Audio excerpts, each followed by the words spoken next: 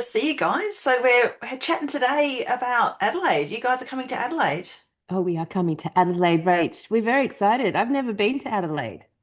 Oh, well, I can't say you're missing a great deal, but that's only because I've grown up in Adelaide. Well, you'll see, some of the symbolism. There's a lot of symbolism in this city, particularly the whole thing's sort of set up as an Illuminati triangle with the Victoria Square as the reptilian eye in the center, which they don't hide because it's based around the rainbow serpent. It's Wow. crazy. That's the sort of stuff that now our community uses as tourism. You see, we're like, oh, a reptilian circle. Whoa, what are you talking about? Let's go. It's Oh, like, even to the point that it has the slit and the Queen Victoria statue right where the slit in the eye is. It's uncanny. see, Wow. I reckon we need a new tourism map, Yeah, honestly, yeah, for all the yeah, cool yeah, shit that you can Ah. go and see with this consciousness. Way yeah, more absolutely. exciting. Yeah, yeah, yeah. It's so you'll see a lot of symbolism and the energy is interesting. So I mean, the outskirts of Adelaide are beautiful, absolutely beautiful, and the country area is just the most beautiful frequency. But when you're sort of wandering around Adelaide, you'll see the symbolism and you'll feel the energy is a little bit different. It's a little bit different. I think it must have been absolutely spectacular when they first came, Mm-hmm. and then they had to invert. But we're turning it back. So a lot of people are wandering around using Kelly Heinsohn and Dr. Joe Whitaker's coded water and placing that on the piezoelectric structures that are in the controlled ley lines, which is wonderful. So we're turning it back. We're definitely turning it back to the frequency that it's supposed to be. And there's some crazy Yes. stuff going on. I mean, there's always some sort of corruption. Just about every week in the local paper. Well, every 2 or 3 days you'll see there's some perp being traipsed through the courts. So a lot of it is CSA. And just the fact that that's all coming out and that's being exposed at the moment is also wonderful. But don't be put off because Adelaide is, there's a lot of beautiful things about Adelaide. The people are the most beautiful thing about Adelaide, in my opinion, because it's sort Mm. of kind of like a small country town. It's not like Sydney and Melbourne. Yeah, It's very much a very small community. People are friendlier.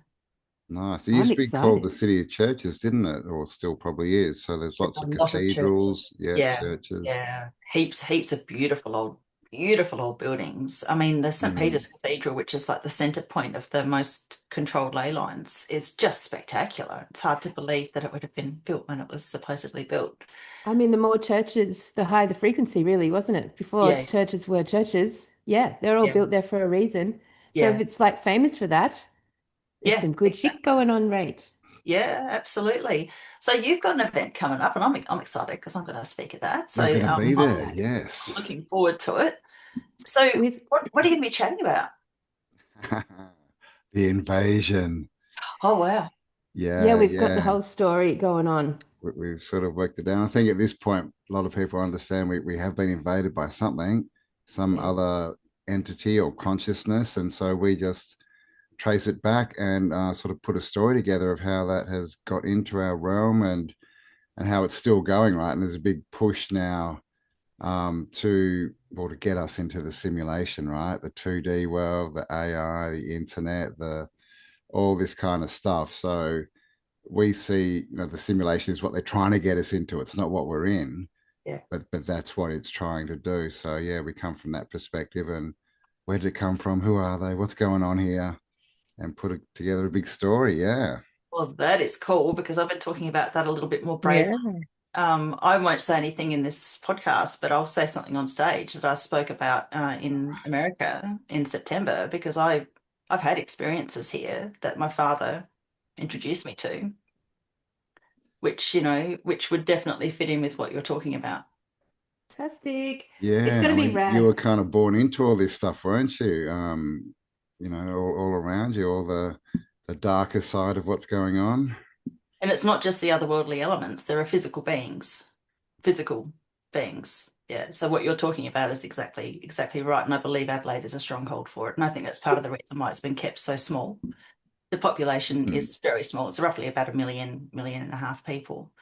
Yeah, right. I mean, Australia in general seems to be a bit of a coveted land by these beings, Yeah, doesn't it it? does, eh? I mean, they're Yeah. definitely trying to, like cost us out of, the cost of living is so high, right? It's like, how can you even live here anymore? People are leaving. It's like they want it for themselves, right? And they're trying to get rid of us.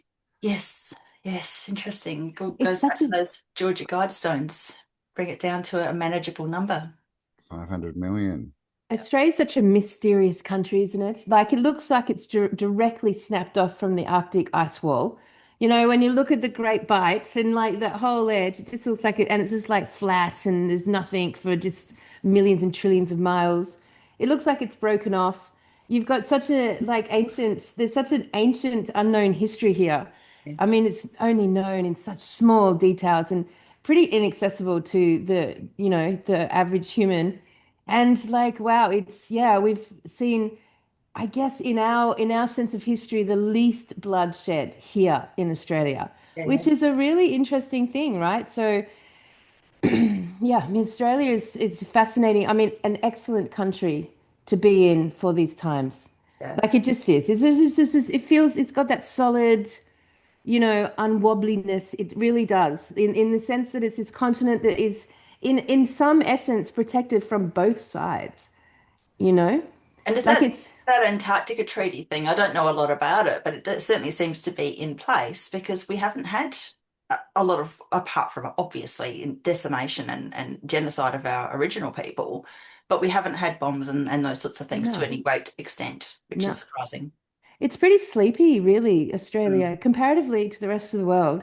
It's just got a very sleepy little vibe. Like it's, and at the same time, they make it difficult to be here. You know, once like right now, as Cam said, they're really pushing the financial difficulties of being here. I mean, we're the highest tax, we're the most expensive country in the world now. I mean, Mm, little old casual, little laid back Aussie. You know, yeah, like it's really shifted since the 70s. So shifted. Yeah. And now yeah. it's coveted, but it's stable. Sydney's more expensive than Tokyo for Yep. Oh, everything. so Yep. So Unimaginable. it's crazy what's going wow. on here. But yes, the story of the invasion is a fascinating one. I mean, it's just our version of the story from our like the last 20 years of research and where it takes us. And it's really great because what I love about it is that we land back on Earth.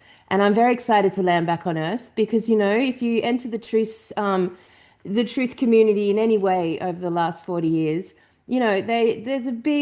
everyone makes a big fucking effort to take you off Earth, to take you out into unknown solar systems, traveling with unknown beings, in this like, transparent reality that doesn't really exist. There's a big effort and push to do that within the truth community, and it's very nice for Campbell and I to, validate and evidence back onto Earth. And that's where I get most excited. And I love the work you do with portals because one of the topics that I just at the moment so pumped about is understanding the technology of Earth. Yeah. Understanding this giant, amazing creator being that we come from and its capabilities, which far surpass anything else. And we know so little about it. So little. But that to me is going to be what the shift is all Mm, about, from our perspective, anyway. I love that. I love that. Yeah, I've got Yeah. fascination with these star forts. I loved your article, Cam, and you know, jeez. labyrinths and these portal spaces. I mean, you see all of the descriptions of cryptid entities, these otherworldly entities that are just bizarre. Almost always there's a portal space involved. So Hmm. there's either interdimensional time frame, you're seeing something from the past or the future, or it's simply in a different dimension, but it's accessible from here. With the portal key, the portal stones, the portal keys that was in one of the Tartaria mags, that was just fascinating because Yep. obviously that's a key to get Yep. through. And that takes me back to the Freeland passport, which has a labyrinth on the front cover. It's obviously people can transcend and go into all these different portal spaces if they're special people, if they're allowed to, if they've got enough money or they have the secret society nous. So we can translocate. That's the technology we have here on this planet. We're just those of us who, don't have a portal key or don't Right. or are part of those secret societies don't get the opportunity. I Okay. wonder So if so we you think are they're still a using portal this key. portal, sorry, Cal, these No, go for it. portals to get around and sort of hide what they're doing. I know individuals who have translocated Wow. that are living now. I've never heard that term translocated. I like it. I'm Yeah, going to use that. Translocated. yeah. Interesting. Well, like when I was having my interaction with the super soldier all those years ago, he used to tell me all these stories about how they would just, travel that way. It was just a Ah, standard super okay. soldier Yeah, process. yeah, yeah, Whether that's true or not, whether he was true or not, but the point is he did talk a lot about that and yeah, introduced me to the concept of it being a possible reality here on Earth and certainly a coveted one. Yeah, definitely. And it seems very active in Australia, which yeah. is so interesting because you get this really impression of Australia of just being just in the sort of like the boondocks of this earth. And, it doesn't get much attention. And we always have these, lame government um, beings that, nothing about Australia feels strong on that level, like we don't have any world position as such in that way, by design, of course, by Oh, we design. do in the secret societies. We Yes, do we do from in the that secret. angle. That's why Yes, they keep such a small population here. that's But when you right. think about Uluru being Uluru is a chakra point of the Earth. It's a crossing point of dragon lines. There's only a very small handful of dragon lines on the planet. There's the largest, the most powerful of the ley lines. And so you've got, Pine Gap very close by because they're doing interdimensional studies Yeah. within the chakras point, and also probably doing quite a bit of damage to the Earth at the same time. So, Yeah. there's a lot of secret stuff going on. So what are your thoughts on CERN and all this kind of stuff and portals there? That some ladies come out and said that she saw a being come through a portal at CERN, and then there's the whole quantum computers, right? Where Geordie Rose, one of the creators, says that they're literally going into other dimensions and bringing back information, and they're, what does he say? They're praying at the altar of an alien god or something like this. Oh, I've no doubt. I have no doubt. Look at CERN. It looks like an enormous portal. It does. You look at the stone circles and there's a place in Avebury where people are actually like there's houses and stuff inside a portal. Like they've marked it out, there's a moat and everything, and they've actually got people living in that space. And you just think how much interdimensional weird hauntings and things must you have in that location because it's all Mm. the different dimensions are accessible. So for me, CERN is the they've pointed it out, but they've done it all underground, which is very concerning because your darkest entities are more comfortable underground. So Indeed. that's the point of putting it under. And a Indeed. 26K radius or something. So it's a huge portal that they've created. They probably would have already had a portal there, would have been a crossing point of powerful ley lines anyway. But they've created it because they want to bring in dark entities, not light, because they have to have it underground to do that. Dark entities don't like the light, they don't like the surface Yeah. frequency. They're all about the artificial light, the lack of light. That's a Yes. big topic The in our show, false light. actually. Yeah. Yes, the false light, the opposite of light. Yeah, yeah, Mm. absolutely. Yeah, like the gin, right? They describe the gin as smokeless fire, which sounds like electricity, which is the false light, which what is that's what everyone's staring at right now, right? The 2D world. It's not real. They've got Yeah. to try so hard, though. I mean, look at the effort they have to go to like recreate or access these points. They have to try really hard. They've got to put in a lot of man-made technology. It's all about the technology, but it's like it's such a big effort, comparatively to say what was before that time. I mean, Campbell and I, we theorized with Tartaria, like this whole realm that opened up across the whole, that was evidenced across the whole earth, the whole realm, right? And we, that it wouldn't be much of a jump in logic to consider that earthbound portals were how that was possible, how this amazing civilization and structures just repeated themselves worldwide. We don't see much evidence of ships, so we're not even sure if the oceans were even there. And the traveling points to move these extraordinary architectural feats around the world and have it sort of like everywhere. It would make sense to us that Earth portals were just a very, evidence and common part of the Earth experience. So, I mean, I think that, and obviously we went through some form of a reset. And at that point, they've had to try really, really hard. They've had to put in a lot of effort, a lot of energy to Mm. sort of replicate this or to manipulate this. Yeah. Like I've got a question for you guys. Like, one of our very first interviews we ever did was with Stephen and Evan Evan, yeah. Strong. Awesome. And like this is our second show ever when we were talking about the Crystal City. And And they told us a story about Cook arriving with his soldiers, and as he wrote, and they came here to do war for the law. So, which is an interesting turn of phrase, right? For the law. Yeah. And so, you have to ask, is the law, a physical object? And that physical object that they did war for, what was it? And because from that story, the indigenous, who were in their own words, far surpassed in their abilities, certainly their Yeah. magical superpower abilities, that they could have laid siege and annihilated Cook's soldiers. This story of convicts is a story. These were soldiers, and easily, but instead decided to like walk away from the technology and handed them the law, knowing that the cycle would loop back to this time now. So I don't know if you guys heard anything of that or your thoughts on that, but the law being a physical object, I think that's interesting. Could this possibly be, the Ark of the Covenant that Nikki's been talking Ooh, about? the arc. We definitely get into that in our show as well. Oh, we get into the Oh, ark. wonderful. Okay, The excellent. ark. I don't think it was the Ark of the Covenant because the Ark seemed to be basically given as a blueprint to Moses to build. Moses, It was definitely something that was handed down by inverted commas God, not God, God, Yahweh, not God. El. Yeah.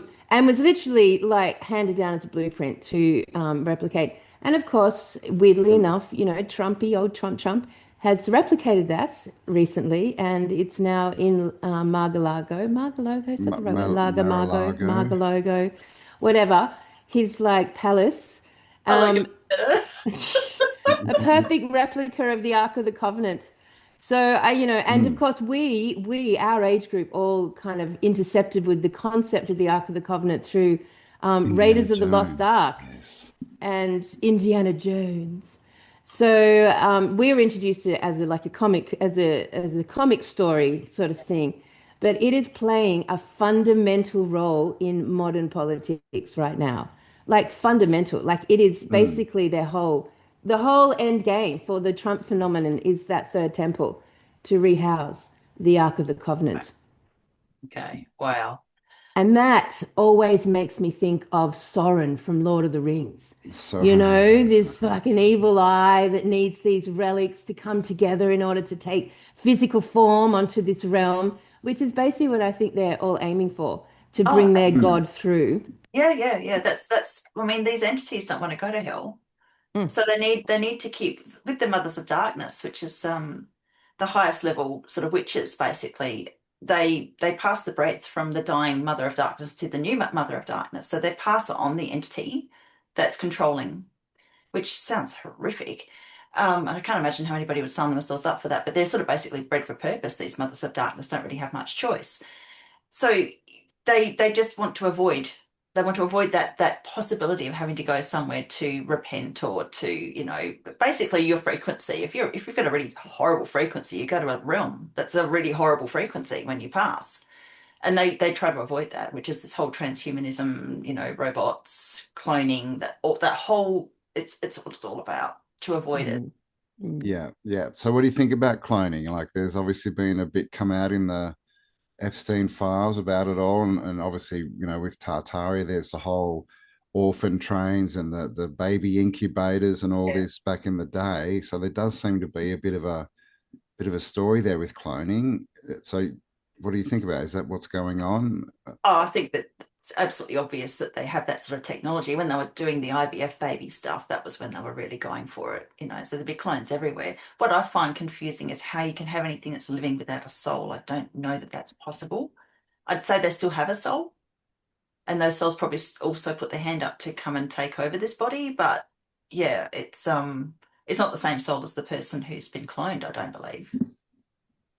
I mean, it's So an interesting one, right? We're told that life is this rare thing, right? Because the universe is empty and it's just little old Earth. But our experience, when you walk around the Earth, life is the only thing, right?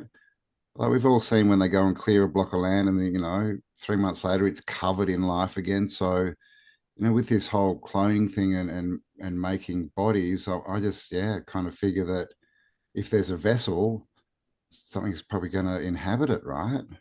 Yeah, exactly. Otherwise, it wouldn't be animated. You know, you can't Mm, Yeah, have it. parasites. Can't have Yeah, animation without a soul. It's not mm. possible. parasites can inhabit dead bodies.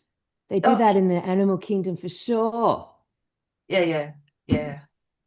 So what's your just to because we're going to show this tonight on Friday on our podcast, Rach. So for our audience, give me like a kind of a an overview of your summary of what's going on here, like from your perspective. Well, so obviously we're going into what I believe is a very positive frequency. Like humanity's going up levels, and I get to see that because I'm an aura reader, and I know other aura readers who see things the way that I do, and they're seeing it too. So what we've got at the moment is a lot of souls getting to what's called an usher frequency, and that's top level frequency. And that frequency involves, it's interesting because that's also a rainbow aura, lots of different colors in the aura. Most people have one or two, and this is just the whole gamut. Ushers are here to help souls to pass over. So at the same time, we've got all these humanity getting to this, or a lot of souls getting to this frequency, or a lot of very high level souls previously who were getting to that frequency to do this work. We've got people, the dark, desperately trying to hold on, trying to stop that frequency from rising. So we're seeing all of this, fear porn being pumped out constantly because, and every time you see that, every time you see a humanity rising, all together, like I'll be reading for people and suddenly this person's an usher and that person's an usher and it's like, far out, why is everybody doing it all at once? It's because it was always going to happen. Mm. It's not something that can be, changed or removed, but it can be slowed down. So then you get your war rhetoric and you get your nuclear war rhetoric. And, I've been learning through, I've done an interview recently with a nuclear, but Billy and I did with a nuclear physicist, Dr. Stephen Young, and, you know, it's not real. So it's Yeah, just, it's good. I don't believe it's in just nuclear. Yeah. amazing. It's sulfur. So when you look at it from that perspective, the desperation to keep us in a low frequency at the moment, it's not working. Mm. So I think we're the tide has turned. I like to use the maritime law against them because they believe that they own the ocean. The dark believes they own the ocean. So what we're seeing, Epstein stuff coming out. Who released it? I don't know because it's crazy because the administration supposedly did seems bereft about it. Yeah, yeah. I'm so That's the confused. weird thing. Why would they do that and incriminate themselves? Like it I doesn't make a lot of sense, does it? So I'm still don't not know. sure what to think about that whole sort of Someone or scenario. something else is pulling strings. Well, That's this is the what I question I ask a lot because it does seem that there's some other force that's more of a good force behind the scenes because a lot seems to get out, right? And if certain people own the entertainment industry and all the computer, websites and the internet and the AI, then how does information get out, right? If this is like my question, it's been a question for a long time. Like, so it does seem that there's some good entity or entities, force, whatever, that's in there somehow that's kind of, letting stuff trickle out. I Yeah. mean, isn't it a matter of consciousness though? Like, I mean, wouldn't that force be the earth itself? Like if the earth is the positive charge that gives us life, which is the fact, and then it's up against this negative charge that's artificial in nature, the opposite of life, then by its very nature, it has to supersede the dead. It can't help itself. It has no other way to go. And if it's superseding the dead, which is all of the other stuff, this whole agenda to me is in the realm of the dead, the artificial, the dead, then, I think that the earth itself is, and Campbell and I started talking about the difference in the charges, a couple of years ago. So like for us, we would say that the charge, the positive charge is by its nature, by its consciousness, increased dramatically. And Oh, as a result, things must shift in our reality as a result. It must shift in our perception as a result. So I don't know if it's something they even can control, because I mean, if we look at the reality of this realm right now, and I mean, I've never heard the term the mothers of darkness. This is very rock and roll term there, Rach. yeah. Like, it's like a album cover from the 70s sort of vibe. All right, which show of up. course is which is where all the music industry, like Mm. came from, right? Let's just be admit that as well. Yeah. But like if we look at this sort of this the nature of the positive versus the negative charge, then we would say the positive charge runs through beings of service, service to others, right? That is the origin and the vessel of the positive charge. And then you've got the negative charge, which is service to self, right? And we would know in our little lives, this lifetime of ancient beings that we are, this little lifetime so far, these 50 years or whatever, we have definitely seen, and even though they've thrown the best of themselves at us, people give us this concept that artificial intelligence is like supersedes our intelligence by, millions of percent, that we could never even comprehend being anywhere near it, right? And they've thrown it all at us. And they are masters of psychology. Like Mm. that is, if you were to put artificial intelligence, right at the beginning of our origin, and their ability to mass accumulate and translate consciousness, which is kind of what AI does, right? Even today. They've thrown the best of that at us, but it's made them master psychologists. So they know how to manipulate the human brain. They know how to manipulate because we're pretty simple. Our process is our brain is pretty simple, right? We respond to repetition. That's one thing that is just a fact. Our brains are designed that way. We learn through repetition. So when you start manipulating us through repetition, it's very easy to manipulate our reality. And yet, and still, here we are. Like they Yeah. haven't been able to touch us. You Here must be we so are, and annoyed. so there is a fucking charge that is going through those who are service to others. And if I was to use your term usher, I mean that's the origin of an usher energy, right? You have to ultimately, to me, that would be a percentage of service to others. Oh, 100. Like, Yeah. yeah. So Yeah. the more service to others we are in nature, and that is our nature, obviously. Like I struggle to even, I was cleaning my house the other day. I'm going to Japan tonight, right? And I was cleaning my house. And there's all these daddy long legs there, they're just everywhere and like they create a mess, right? They create cobwebs, they're just those things. I struggle to remove them, and I just think to myself, would you do the same for me? If it was me in the corner of your bedroom, would you struggle to remove me or would you not think about it? But the nature of humans, when they're in their service to others, we don't naturally do things like harm another living being. Yeah. We just can't do it. It's not in our nature. The only way we would do it is just like not being tuned into our own nature. So once you are tuned into it, it's difficult to harm another living being. It really, even if you know that in reverse they would totally annihilate you without question, which is probably the arachnoid insexual family. But from our perspective, it's difficult to do that because it goes against our nature. Now, if that's our nature, in spite of everything that's been going on right now, in spite of all the shit that gets thrown at us, and you have had one of those lives, Rach, like you've had a big one of those lifetimes, and yet still here we are. Still here you are, mate. Still here you are. You're not seeking revenge. You're not seeking that energy of hatred. No. You're seeking your process has been in service. They can't, how can they can't affect that. They No. can't change that. They can't even chip away at it, God damn it, because we're earthlings and that's who we are.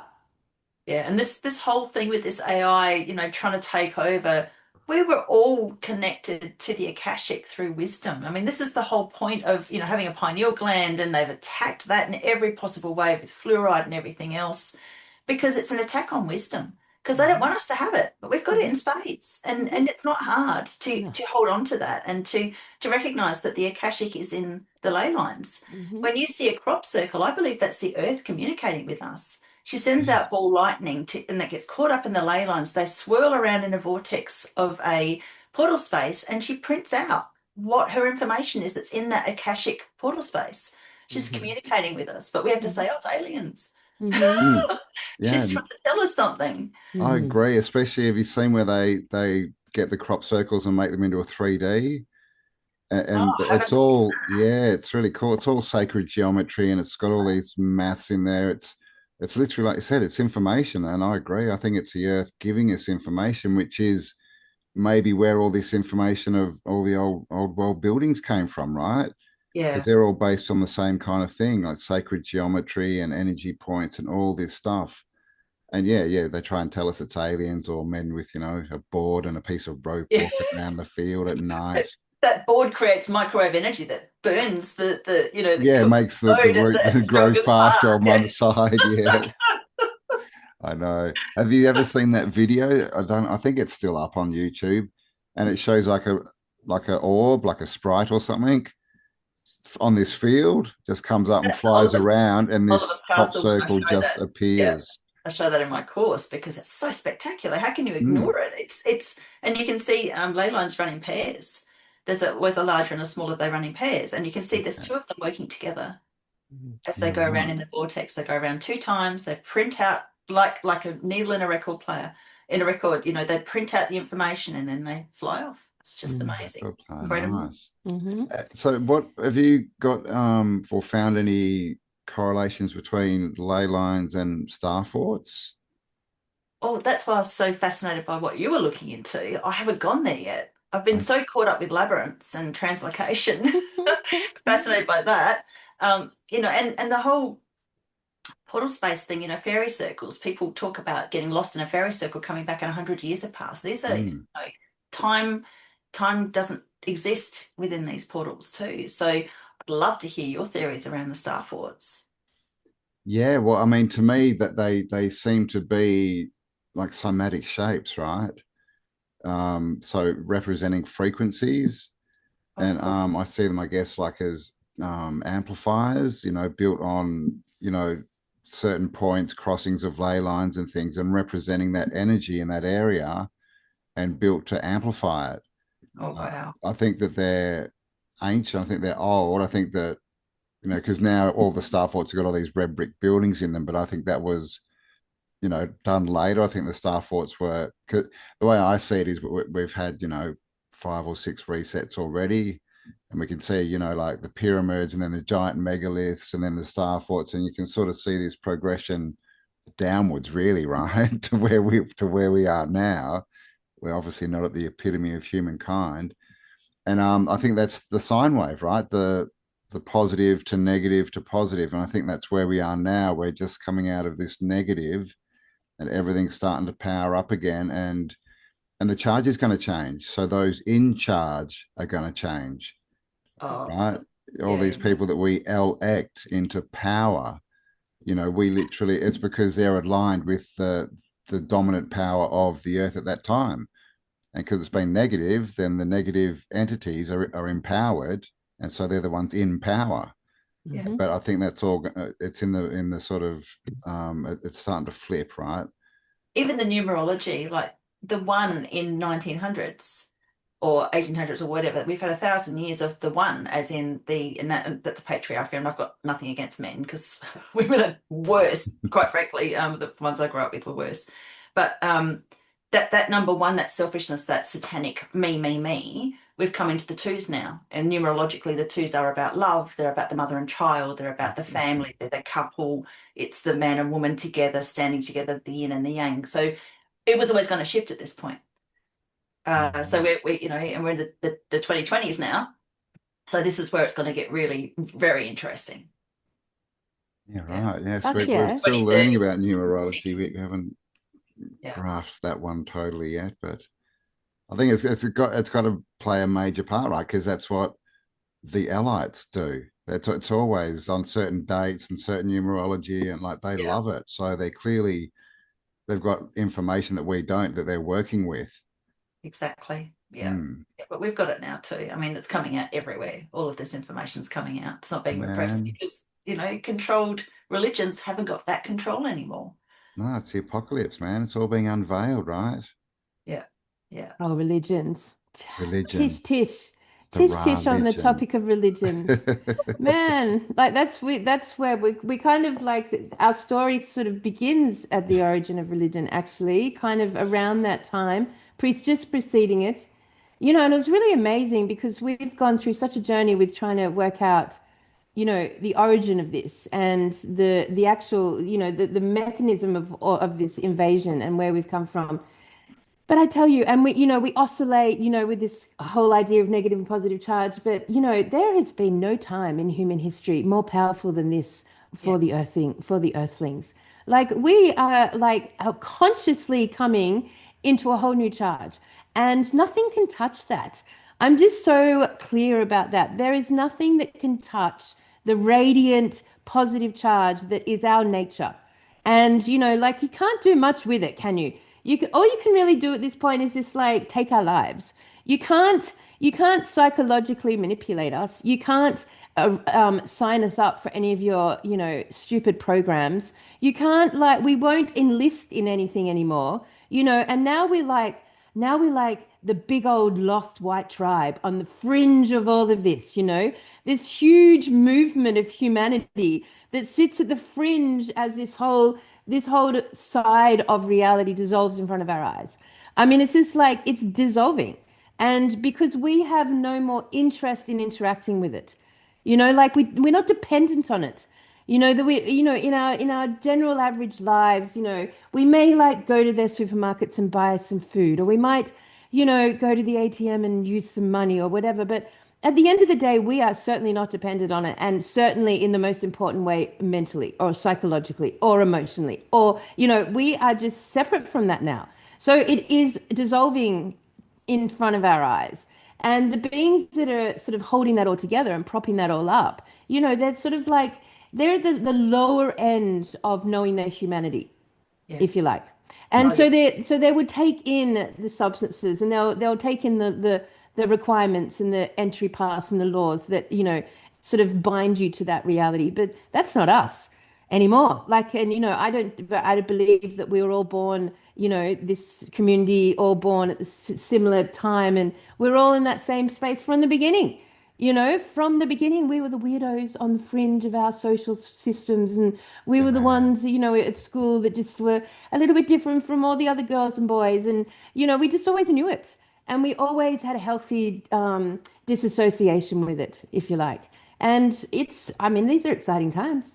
We're like Mm. coming into, now that we've just, dissolved the deception, what's left is us to acknowledge our brilliance, and to acknowledge the brilliance that radiates off us, and the power in that. Things bounce off us now. Like literally, there's a force field around us and I truly believe that none of us can die accidentally. I don't believe that happens. I think that we, as radiant earthlings, cannot die accidentally, and that we are completely in a frequency field that is highly protective. I Oh, just feel that. I mean, yeah. even when the worst shit is thrown at us, we still buoyant ourselves to the surface without even trying, really. And in the extent of what is possible for them to try to keep us down. I mean, we're amazing. We are amazing. And what an amazing community. What an amazing community here on Earth of Earthlings that are going to dream us into this new reality. And we don't even have to try hard because it's literally our nature. Our Mm. nature is to make known the unknown. Our nature is to dream the impossible dream. We don't even barely have to try these days, you know? It's like, yeah, I mean, it's what a fucking excellent time to be alive, really. Really is. Really. It really is. And like we said before too, they can try and take us out, but some of us are more dangerous dead. Oh, yeah. You're not trapped in That's a It's like funny. physical Obi-Wan body. Kenobi, right? Strap me down and I'll become more powerful. That is hilarious. And so, yeah, it's much better for them to keep us alive. Mm. Absolutely. Yes, Yeah, yeah. But because I it would think be it's like a all about, nuclear power source. sorry. Yeah, Sorry, go it's all Cam. about solutions too, right? All this energy stuff that's going on. And obviously they're going to get into the food and that. But they want us to buy the fear and go, which is them going, come back into the system. Yes. We'll save you here, because we obviously haven't done it, off our own back. So they're like, oh my God, let's push them. But it just gives us opportunities, right? Like if we can't shop at their shops, well, that means we have to create our own stuff. Yeah. Like all these are steps to making us less reliable on the system, and Mhm. to the point where it won't even matter at all, right? All this fuel stuff, there's alternative fuels. There's way to run cars on things that aren't petrol, and this is going to push all that kind of stuff forward, I think. Yeah. And so their little plan of, haha, we'll corral them into the system is going to completely backfire, which looks like everything they've done right for the last 5 years they don't seem to be able to get a win. Everything they put out, and they're like, haha, this will get them. It all collapses in a heap, and we Agreed. seem to come out on top. So they Because Agreed. spray more their stuff time and and they their put more system is chemicals, done. Yeah, Yeah. but there are time frames. So this is something that I learned as a child. There are time frames where they can have power, and they're outside of that time frame now. That all they can Mm, do is try and desperately to keep us down, which isn't working. Mm. And mm. geez, they've thrown everything, haven't they? They've thrown Yeah. everything at us. They're And going every hardcore. time they throw something else, as you said, Cam, like that, all it does is literally allow us to define even further the new version of reality, the new version of us. I mean, when COVID hit, I was in Melbourne, and as it hit, what I actually watched is like suddenly, hundreds of thousands of families started homeschooling. And suddenly, over the last 5 years, all these homeschool situations and experiments and explorations popped up all over the world. And, now there's like a healthy percentage of kids that will never know school because they've been now put into this homeschooling situation, and they are so varied and so different and so unique. Each one of them has a different combination of their elements. And that was a result of COVID. And that was just one example. And so, yeah, I mean, the fuel situation, it's going to be annoying, but in that annoyance, it's going to become like a definition, contrast burst definition for us. So, contrast burst desire. So that's the thing, right? They can't do anything if they provide us with contrast. It clarifies our desire, which then brings forth the new version of us that we want. So, like, and if they're really nice to us, we don't even think about them. So if they don't do anything, we just ignore them. But if they do something, it defines our desires. So it's an inevitable journey to where we're through this timeline, right, Ryan? They can't do anything that's not going to be in service to us Yeah. ultimately.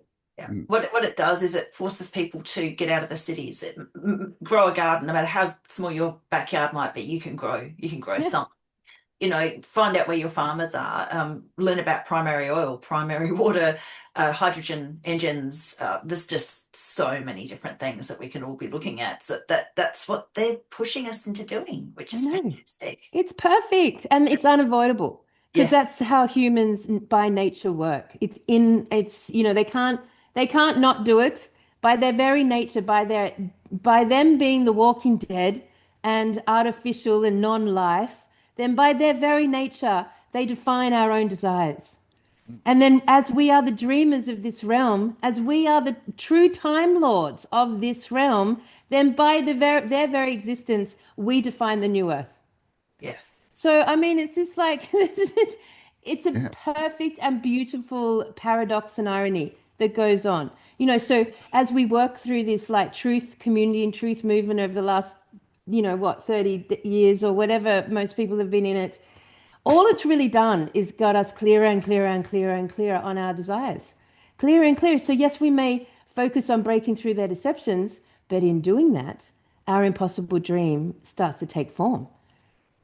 So and I'm kind of done with the truth movement. Like I'm kind of at that level now where I'm like let's all get off the crack a bit because it's become a bit of a drug addiction for many. And I think you can loop in it now. I think there's always more to discover.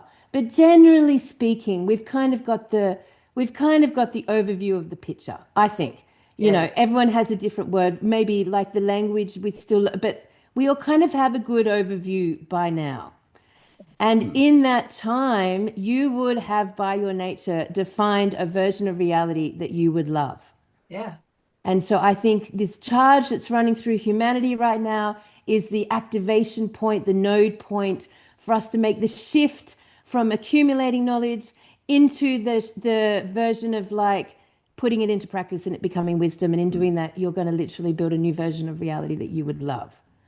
which is just absolutely beautiful. And that brings me to share screen, so we can have a look at what's coming up.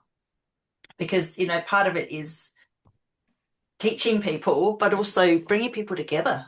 Bringing people Amen. together is so important. So Oh, Billy the and I have been gathering. discussing, we might be doing some sort of lay love down um, get-togethers, sort of traveling around doing some similar to what you're doing basically for lay love down.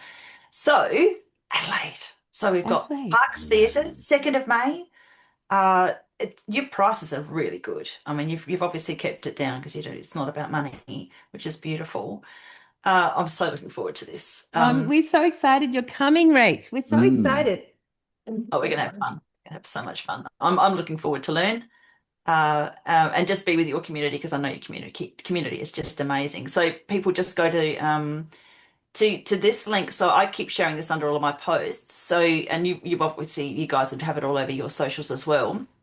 I mean, look at these prices. It's just crazy. And I noticed you've got a concession as well. Yeah, yeah, Um, yeah, of course. 77 for concession holders, which is that's a huge, beautiful. So mm. get you and your bestie there. You and your bestie, mate. 185. That's just beautiful to see. And we're going to try and keep that, the prices down when we do our own stuff. Um, Mm, it's not a yeah, talk, it's not a podcast, it's a live immersion. I love it. I love yeah. it. Yeah, and it's not, we do a show obviously on the Saturday, but then we always go out the night afterwards and we hang out with everyone.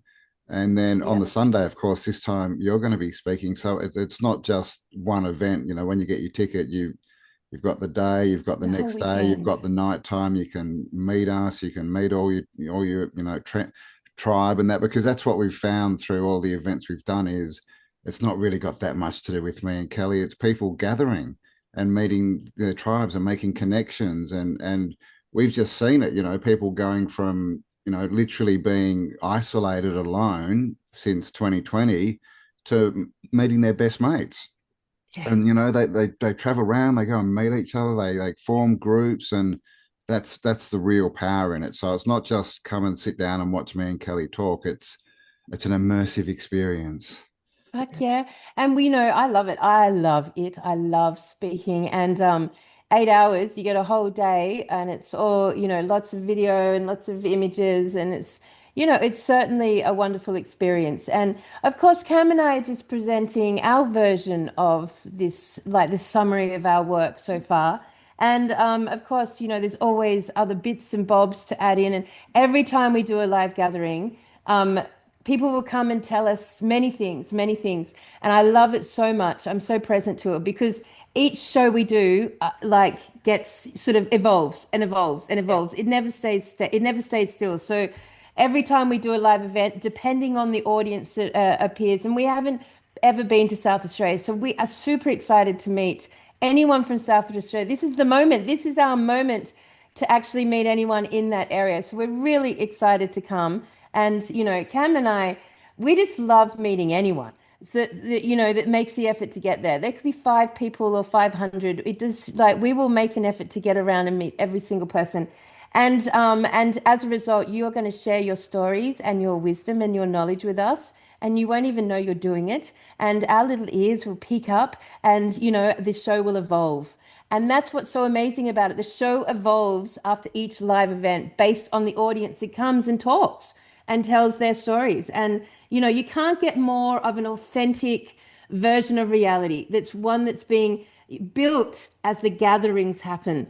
And it's so alive in that way. And I love it so much. And so yeah, so we're really super pumped to come and meet and to hang out with you, Rach. I'm super excited about that. And do you know you're going to get your magazine, your newspaper, and look, the whole front cover Oh, I did in dedication to your article, my friend. oh, that is stunning. Oh my gosh. Oh wow. So Absolutely beautiful. Rachel's got a really fantastic article in this edition on labyrinths and fairy circles. So for Rachel's audience, find the page. We've got a lovely big Ooh. article, Oh, and that's there's all so the cool. fairy circles. So Wow, just you've so done well. Oh, so beautiful. just a plug, Rach. Like, give us the quick summary of fairy circles. So they're interdimensional. So a fairy circle is a portal, and you'll often see them marked out by mushrooms. Mushrooms are one of the most intelligent species or Hmm. organisms on the planet. They are the healers. They are the ones that break down the old things. If they can bring up the new, they transmute minerals and materials. They're incredible. So they'll mark out a portal. So where you get a crossing of ley lines, you get these spherical portal spaces. It's like a big sphere. It's like a recreation of the Earth, but it's and you can see them. They're just not as easy to see as a ley line because ley lines are visible. We have cryptochromes to pick up on them. just like birds and insects, but apparently they don't exist. It's quite hilarious. Um, so these portal spaces are interdimensional, and when people walk into them, they have been lost. They've been off with the fairies. They've gone off, and this is where we get this sort of terminology. And then they come back and they're changed, but and long stretches of time have passed since they've been gone. There's so many stories of people disappearing in front of witnesses Mm. and their voices being heard for periods of time, shouting out to people, but they can't be seen. So they can be Mm. heard but not seen because they're in another dimension. They've crossed over into a different dimensional space. And this is part of this translocation thing. That I know people who have gone into a portal space and they've ended up in a different country. Another incredibly significant spiritual space, another sacred space, another portal. So that's what these spaces are. They're interdimensional and you can translocate through them. I think there might be, I would say you either hack it somehow so that these elites with these, I'm curious about these Freeland passports that have the labyrinth on the front. Maybe they can hack it somehow where they don't have to have wisdom to be able to access, but I think it's mostly people who have gone through the whole gamut of experiences to get to a point of wisdom, a very high frequency, that are actually allowed to travel through them. The story of Buddha taking his body into the ether, that's him going to a portal space, taking his body with him. Well, it's So interesting. Like, there's so many pictures of Jesus too, right? Coming out of the Vesica Pisces. ah, okay, all right, I better look into that one. You've just taught me something new. Mm. So I mean, the Earth. This is someone was saying to me the other day. How arrogant are we to even think that we could dupe the earth in any way, shape, or form? She knows exactly what's going on. She will slough us off if she has to. You've got to be really careful what we do with her. But yeah, again, I know enough people get into this higher frequency. And again, this usher frequency is the frequency to help lost or dark souls go where they belong. So we've got all these souls at the moment, all these incarnate humans who have this ability now to get rid of those dark entities that have been causing schizophrenia and psychosis and attaching to people for so long. That's the next process is clean. It's a cleanup. We're cleaning up It's psychopath. like the true Earth rapture, Like it's interesting that you talk like that because so many of the stories that I've come across and the knowledge that I've looked at, does all kind of point to this moment in time where the trapped, lost souls are released, that this big clearing does occur, and we're in that time. So, and what is the word usher? What does usher, where does that come from? What is usher? What does it represent as a word? It's a term. Well, so I work as a psychic and have ever since I was a small child, not out of choice as a child. And my understanding, because it was a download, it wasn't something that I decided. The understanding was that these are souls that whether incarnate or discarnate, and I've seen the dark version that scour the earth trying to catch these demons to take them where they belong, and they're terrifying. And that's where your Grim Reaper imagery comes from. But those that are light ushers are here to help those souls move to where they're meant to go. And when Mm. you're an incarnate soul, you've got different abilities as well. Other abilities come in at those frequencies. So this is like what you just said, the rapture, but their souls are passing through as they're meant to. Mm. They're not supposed to be stuck here. We're not supposed to have all these piezoelectric gravestones in graveyards holding souls into portal Ah, spaces. interesting. Graveyards are in churchyards usually, and that's a portal space. So they're being held. These shrines to the fallen with their names on them. When you call a name, you or you read a name, or you think of a name, you bring that soul in. So people going to those shrines, doing what they think is a pilgrimage to say thank you to those souls, are actually holding them here. Mm. Interesting. And it would be interesting if that, well, obviously that's all by design. Yes, So holding those souls here must be a part of the charge. It it is. must It's support delusion. the negative charge. It's That's delusion. interesting. I haven't thought about that before. So No. the clearing of that and the healing of that is going to alter the charge situation even further. Interesting because it's true. Like every healer, every person I know is in a constant state of releasing and removing negative Yes. beings and entities and healing and clearing spaces. Like it seems to be innate to this community. Yeah. Yeah, it's a constant thing. But I think before all of the ley lines and controlled ley lines in cities were set into a negative frequency where they would go spinning in the wrong direction to hold things here instead of letting them release. I think that we had shamans who would do that, to a degree, but not, it wasn't going to be their all day, every day job. Whereas now it's a full-on job. People are having to do it constantly. Mm. So would Yeah. that make, sorry, Cam, is I was this just going about, to say, yeah. you go. You No, go. no, go. Go, my friend, I was go. just going to say, yeah, we look at it as a frequency takeover. That's what the Yeah. takeover was.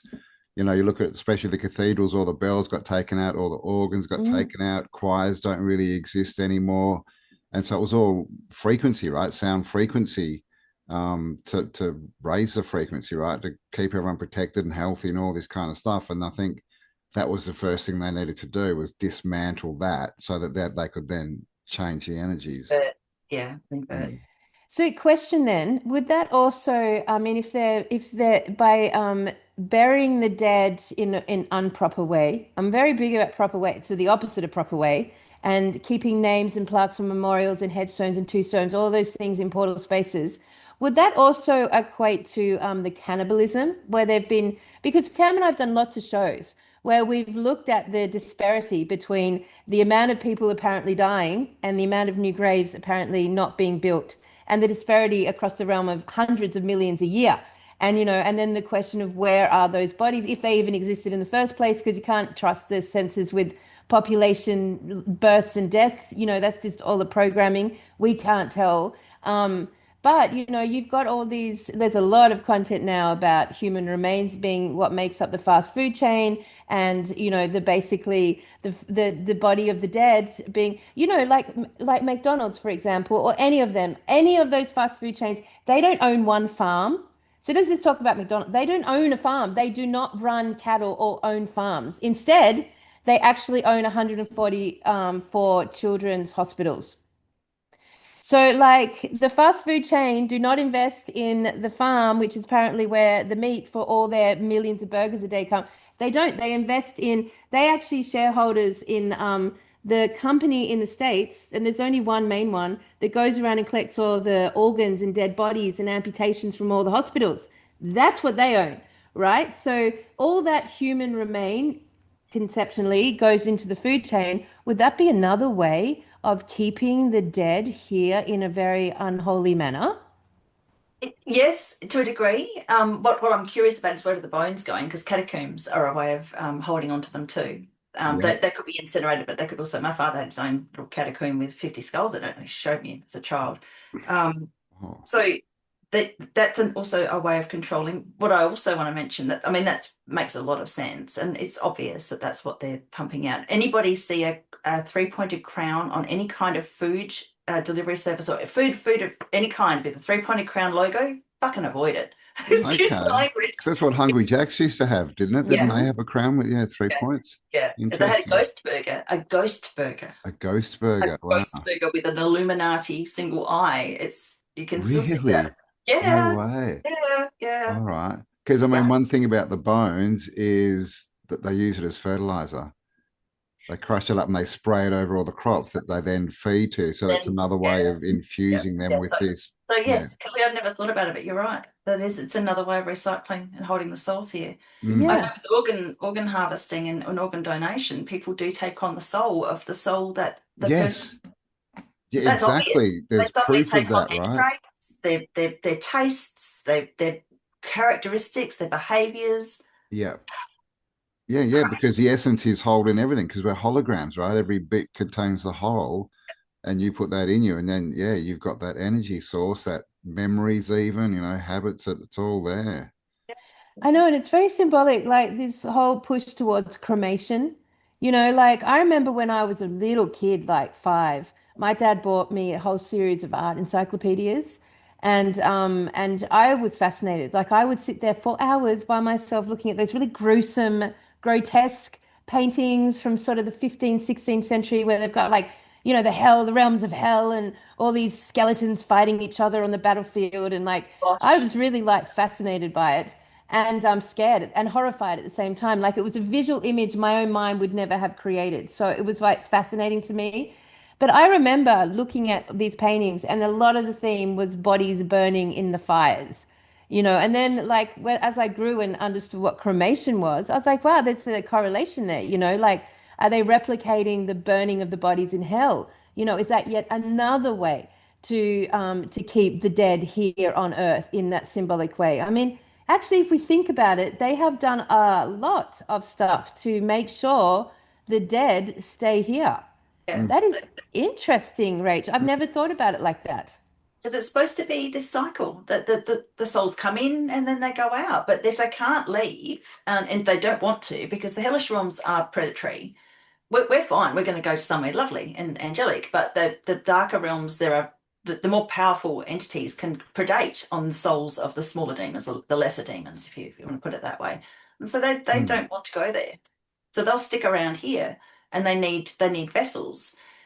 But there's also the loose energy of holding souls that are light, that have frequency, that have this beautiful, battery source in certain locations, because that's also a kind of loose energy. And they put them in mm. the ley lines as well, because a lot of those lost souls are bereft. They're stuck. They're not happy. They're wandering around miserable.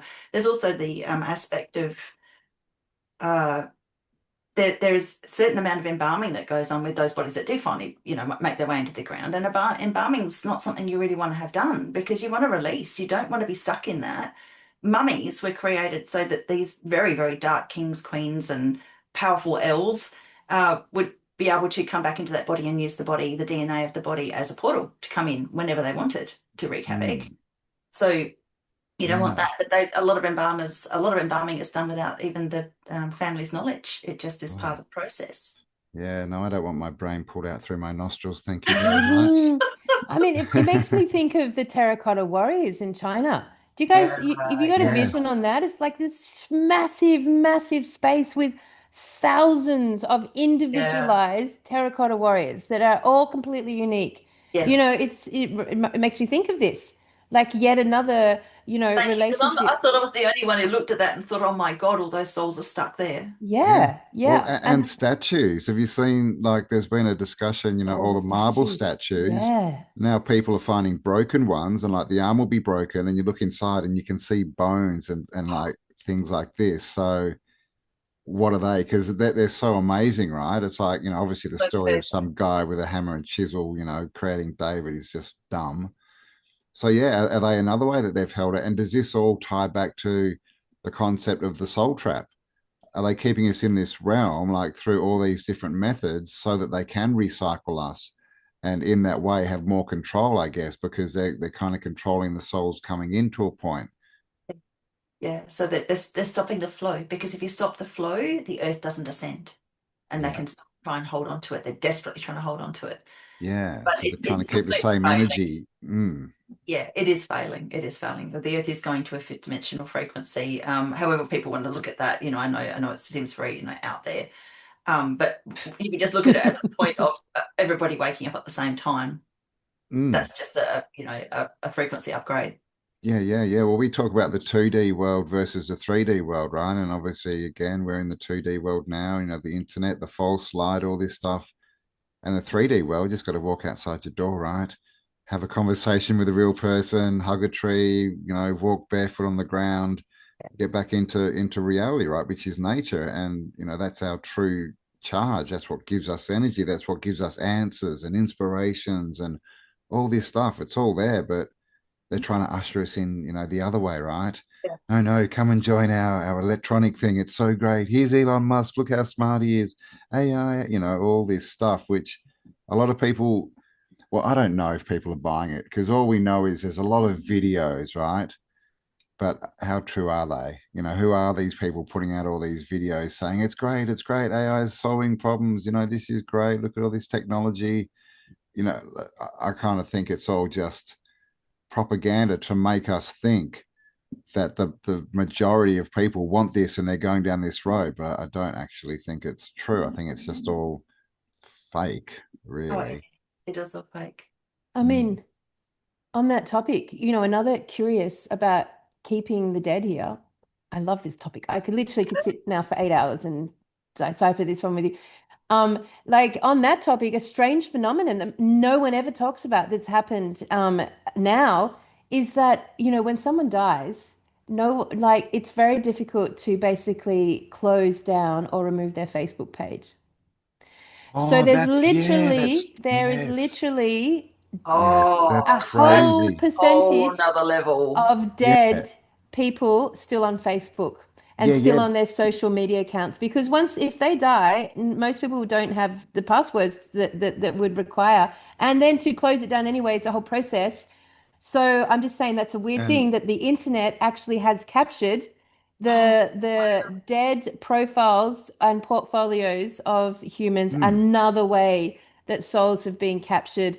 I mean, I've lived it wow. myself with that's friends dying and that story still came out that they were it's going to use AI to actually keep creating content from people that wow. had died, and they said to the point that you'll be able to FaceTime them, and these are Fuck. Oh, people that are dead, and it's just going to be an AI representation made off all of their Facebook history, oh, that is incredibly creepy. Yeah. isn't it? Good grief. Creepy, creepy. And think about it. It's not, I mean, Facebook's obviously our kind of generation, but all the across all social medias, Yeah. there are literally accounts. So apart from the accounts that are artificial in nature anyway, run by bots, you now literally have accounts of dead people that are now still existing and their stories pop up and then and like they're still interacting and notifications come. It's like they haven't died. And yeah, AI is definitely again another route where the dead are being kept here, and I just find that fascinating. So, any That, thoughts on that? Yeah, because God. That, well, yeah, my father's Facebook account's still up. hmm Hmm. And I was thinking, how weird is that? Okay, hmm yeah, right. hmm It's yep, really That's creepy. really interesting because I just watched a TV show that that's pretty much what there's a lady, her wife dies, and that's what she's talking to her wife as a representation, like an AI. So like she's actually talking to her. yeah, So that's quite interesting you bring that up. yeah, Wow. Mm. interesting. So they And must definitely be moving towards the technology to enable that, so that they don't even die anymore. They're just like replicated now for all time. Yep, and there's been a lot of crazy. movies, right? What was that Bruce Willis one? Replicants or something? I can't remember, but where everyone was just sitting in their home in front of a screen and they had these robot altars that were going out into the world and they all looked, nice and healthy and all this, that's kind of what Facebook is, Yeah, right? yeah, It's yeah. like people sitting behind and they're all, everything's falling apart and they're posting these pictures of, look how wonderful my life is. I did, it's this all these false entities, basically. They're not real. They're not even based off the people whose accounts they are most of the time because it's all creating this persona it's got nothing to do with reality, right? And that just opens up the door for demonic entities to just come in. I mean, you see a lot of, dolls very often a vessel for an entity. They'll hop in there to freak people out Chucky. because the whole point is to freak people out. Oh, When you go through that, your aura breaks down and they can get in and steal your energy. That's the whole point of scaring people. And if you look at it from that point of view, it's not so scary because they're just trying to scare you. It's like a boo factor. But yeah, they'll take on they'll jump into any kind of vessel if they can animate it and use it. So if they want to use that. But I'm seeing the opposite of that too, because those demons could then be trapped into those spaces. It could be a way to trap little bastards. Yeah, right. all right. So this is Thrown into fascinating. And landfill. Chucky was a terrifying concept, Chucky. Rach, when It's I absolutely. can't, I didn't even watch it. And just the idea of it was terrifying to me. Um, like, because Cam and I tie this all back to the oceans. We tie it all back to the idea that the oceans aren't natural to this realm, and literally the salt water specifically, and that it comes up from the deep, from the deep, from the land of the dead. So this conversation of like then on the surface now actually entrapping and I mean like because we think about where did their charge come from? If it's artificial in nature, it's not alive. So if they then were to use the beings that were alive and are now dead as their charge, that would make sense to me. How do you maintain this illusion and deception and control, when your charge is artificial in nature? Wow, feed in the souls of the dead and keep them here and trap them here. Fascinating stuff. But Yep. the whole remedy to the whole thing is that all these people getting to this usher frequency all at the same time are recognizing that's their job. That's their job to release these souls. And we can send them back to source that's not as cruel, and they can start again. And maybe they'll be enlightened this time around. But then I think they actually end up going off to a different planet, to seed a different planet, to start a whole new round of incarnations. Hmm. Yeah. Fascinating stuff, man. I mean, Mm. you know, it's undeniable that the nature of this community is to clear and heal. That's undeniable. Like they just all do it. Yeah. Cam and I do it through talking and speaking and doing this, but we don't do it like naturally as part of our process. But everyone around us does. Yeah. Like literally, there's no one we know that doesn't do it. So it Yeah. is so natural and so everyone is so inspired to be walking that walk now. And I mean, that's pretty fascinating. So if at the moment, you know, I would say that like what would you say? Every single minute, thousands of these beings are being released around the world, hundreds of thousands are being released around the world. Like a Oh, lot. yeah. Oh, it's huge. It's huge. So the ascendancy period from 2015 onwards just was like just astronomical. I've never seen anything like it. And so as they release Tendency, it, right. as these are being released, then their charge, the charge of the invaders is decreasing. Yes, absolutely. And that's why we're seeing Hmm. so much chaos. I also believe that's why the chaos is occurring. Mm. Yeah. And Well, how that's many of these fascinating. creatures are you seeing dying at the moment? They're in, the L circles. All of these puppets that have been used for the whole lifetimes in the music industry and actors and actresses and, and the others, they're all just leaving. They are, mate. Mm. Even Chuck Norris, man, I was so disappointed. He's passed, but then all these videos have come out of him saying how great Israel is and how they're the and I was just like, And he oh was a Wow. man, 33 not degree even Chuck. They Freemason, got mate. Chuck. That was very disappointing. Yeah, he was a Freemason, Campbell. I know, right? But But but yes, he was cool back in the 80s, man. so even like, you know, the celebrities have completely lost their charge.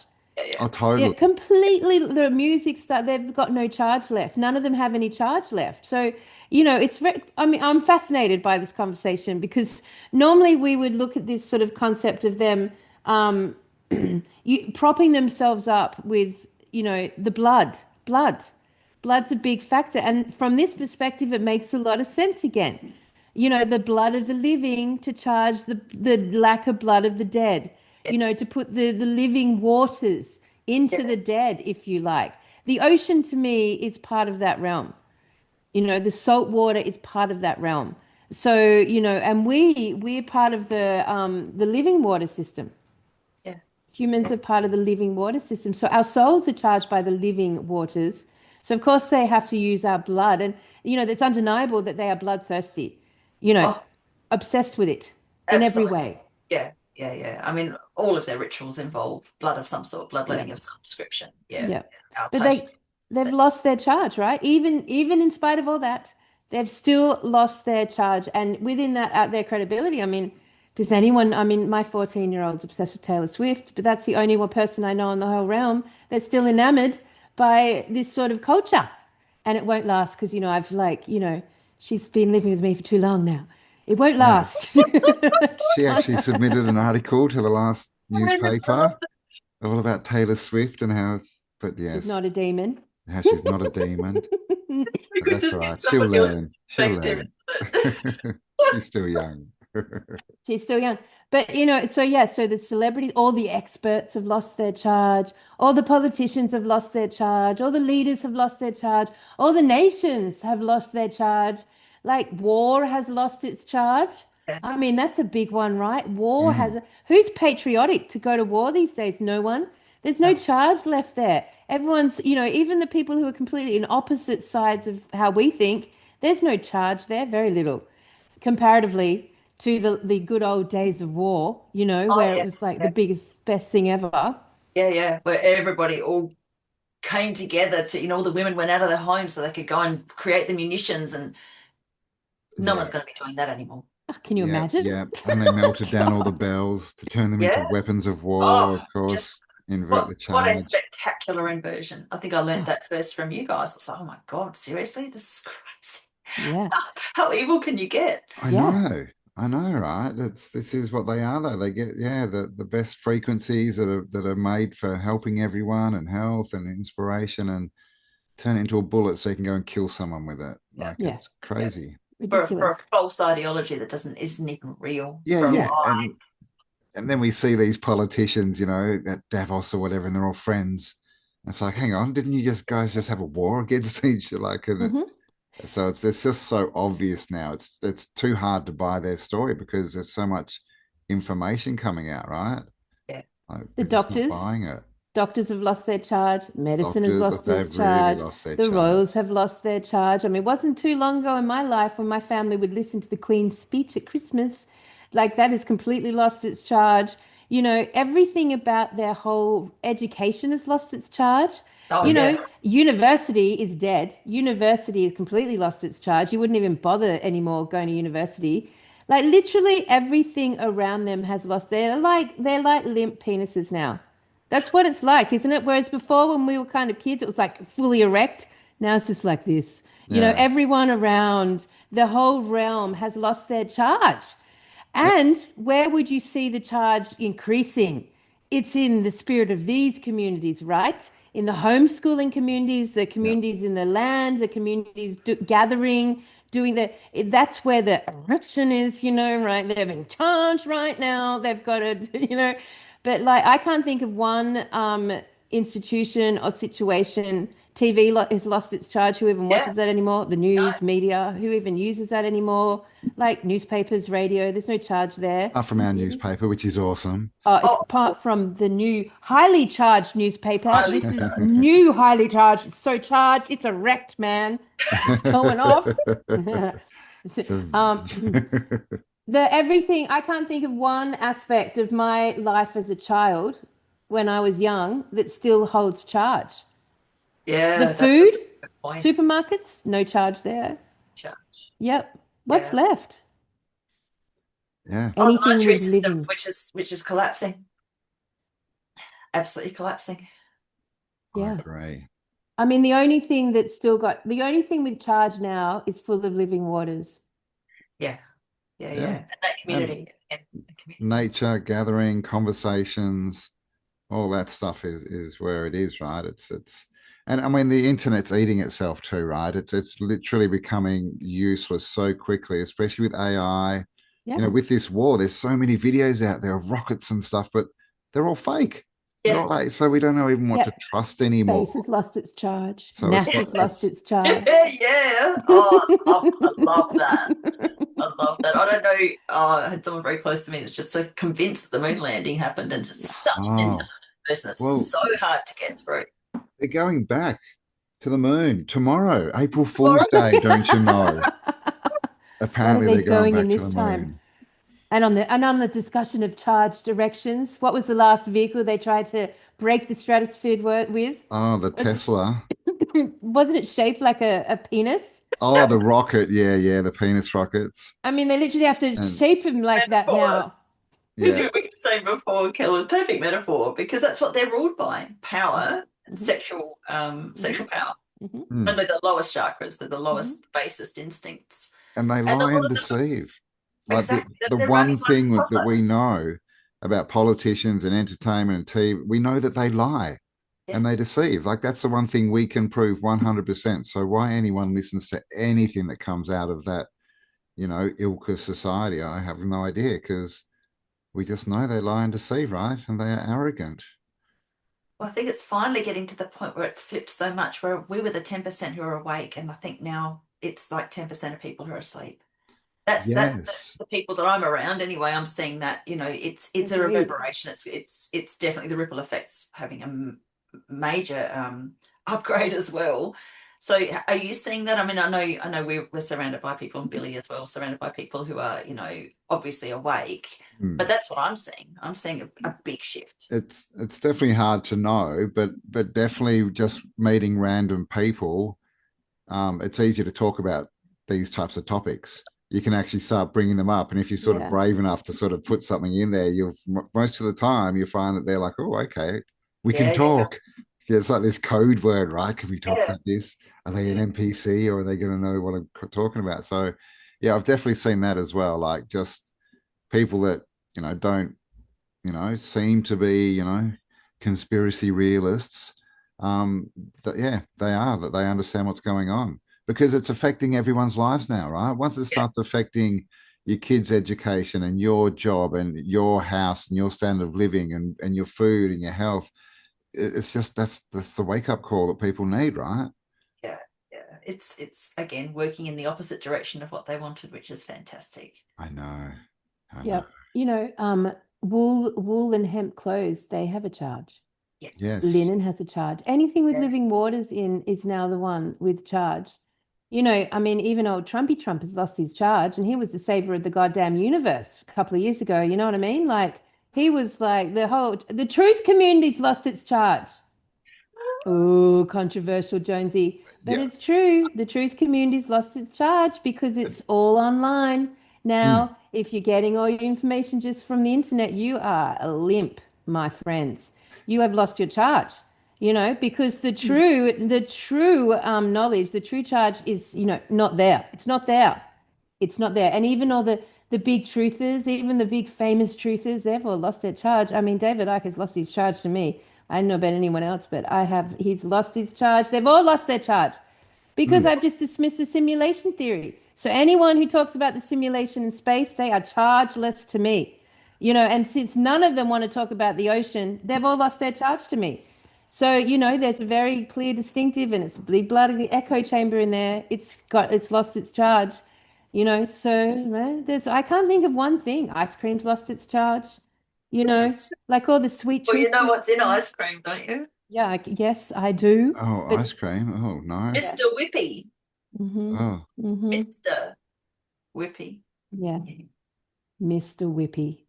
Mm-hmm. okay. Very disturbing. Well, I'm Mm-hmm. glad I don't eat ice cream, and I No, I don't shall eat ice cream. keep not eating ice cream. I've never been a fan, but I used to love Tim Tams. You know what I mean? But they've lost their charge. Oh, Tim They've Tams. lost their charge. All chocolate. There's not even chocolate Yeah, or anymore. Like chocolate. There's with no Easter, chocolate in right? There's all chocolates. this stuff everywhere, Yep. and Mm-hmm. it's just all fake. It's got no cacao or cocoa or anything in it anymore. It's just all synthesized oils and It's sugar and true. It's very bad. Well, on that topic, Cam, Christmas has lost its charge. Easter Oh, has lost its charge. Valentine's Day has lost its charge. All their fake events all have that lost their fake charge. stuff. Yeah. Time in the calendar has lost its charge. The royal family have lost their charge. I'm Yeah, I'm loving this totally. whole thing that's going on with the royal family because I've Yeah, always despised them. It's just, oh my gosh, wow, this is yep, really cool. This yep. is I know, happening right? right now, real time, and we're watching it being booed everywhere they go. All right, about time. I know. I used to find it so weird. The Queen would go down the street in her gold-covered carriage, waving at everyone who was poor, whose money she Oh, was stealing while she lived in her massive mansion and let And whose children children she sleep was on the eating. street. And they're all like, "You're so wonderful." I never got that. It was well, crazy. she supported her children having best friends with some of the worst Yeah, people in the Jimmy. world. Yep. Yeah, it's not enough being talked about. There's plenty of with Andrew and Epstein. What about Jimmy? Yeah. Yeah, yep. Great. That's Mm. our Yeah. I Yeah, don't think Charles is still alive personally. I don't believe I that did that's hear true. that rumor. I Yeah. mean, and he was so proud, wasn't he, that Vlad the Impaler was his descendant? I mean, Yeah, but he it's was an organic farmer, don't you know? He had organic vegetable gardens, so he's great. oh, Yeah. and a protector of animals while the sons were off killing them hunting them. Yep. safari. Hmm. That's the whole origin of the worldwide animal. What is it? WWF. Yeah, yeah, That yeah, was Yeah. hunting, private hunting yeah. like parties. Well, and now there's Disgusting. this whole story of what were they really hunting in these hunting Mm, mm, mm. parties, Oh, yeah. And there's proven human hunting parties in Adelaide, but that don't let that put you off coming No. to Adelaide. Right. We're coming. We just won't go out at Just don't night. go to Beaumont. Just don't go to Beaumont. We're protected. I mean, And the strongest thing within COVID that had a charge was the protest movement. They had a charge, man. Like all those people gathering in all the yeah, capital cities, they were charged. Capital cities have lost their charge, right? All the cities of Europe have lost their charge.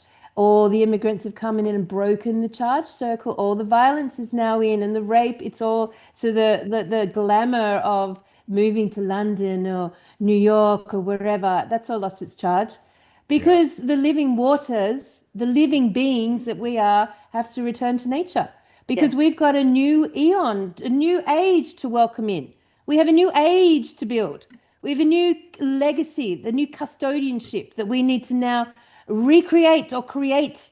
And that has to be done outside of these structures that have bound us to the dead, literally. And so those cities, which used to be the sought after destinations of success in this realm, they have no more charge left. You'd be I a never understood fool. it. I never understood it. I had a friend back in early 2000s. He was desperate to go and live in New York, and I remember saying, "Oh, I couldn't imagine anything worse," and he was just gobsmacked. Mm-hmm. Great, Yeah, how Mm-hmm. revolting, Mm-hmm. especially guys! We now. should probably wrap up. I could do this for hours, but there are Oh things. my Yeah. God. And we So, will on Sunday, on the Yeah, Sunday in Adelaide, we will go all fucking day, I'm sure of it, because I'm obsessed. awesome. oh, I'm so looking forward to this. So come on, guys, come turn up. Come 2nd and 3rd of May, Adelaide. It's going to be incredible. Don't let my speech at the beginning of talking about Adelaide put you off. You have to come here to see the symbolism, to see the Definitely. mm, churches, city of churches, also known as the murder capital of the world. Why? Why? Look at that juxtaposition. Mm. It's a fascinating place to check out. oh, The Go well, churches and have look we lost at are their my charge. excited. Can't Mm. my wait to hear what you've dig got to on the say. symbol, dig on the symbolism of Adelaide. Watch that. It's a plug for me on my Rumble and Uh, BitChute channels before you come, so that you can check out the symbolism because it is Oh, everywhere. fuck mm, yeah. Maybe we'll put, should we put it on the end of this show, Rach? Let's Oh, do that'd be that. awesome. we can So, maybe all right, attach it to Cam, the can end. you Yeah. sort So that hang out? around, guys, when I finish Yeah, chat. let's go into Rachel's actual deep dive into Adelaide. All Perfect, right. perfect. And we'll Okay, leave the good. link. Bonus beat. It's Yeah. the And we'll second leave the hour link of to the your show. channel below. And if you want tickets, guys, tartariaaustralia.com. Excellent. Link Excellent. All below. right. Oh, Cool. Thank you, guys. I have learned a lot from this No, conversation, Rach. See, already the live show has just changed. It's just evolved right there. Cam's like, no, Kelly, stop it. No, it's just evolved. Stop it. I'm rewriting it. Yes. Fascinating, my Uh, All friend. right. A Well, real thank pleasure. you A real yes. guys. pleasure. Thank you very Yeah, much. It thanks, was mate. very good and Awesome. can't wait for Adelaide. All right, 2nd of May, everyone. Okay, so stick around if you're watching this through Tartaria Australia because you're about to be introduced to Rachel's deep dive on Adelaide. All right. Woo! All right. Thanks, Rach. Thanks, Billy. thank you. All Thanks, Thank right. guys. you. Crazy legends. We will see you soon. Hello, my name is Rachel Vaughan. I wanted to share today the presentation that I will be giving on the 24th of May for the Adelaide event with Georgina Grace and Dale Holmes and Narita McInnes and beautiful Julia Starr.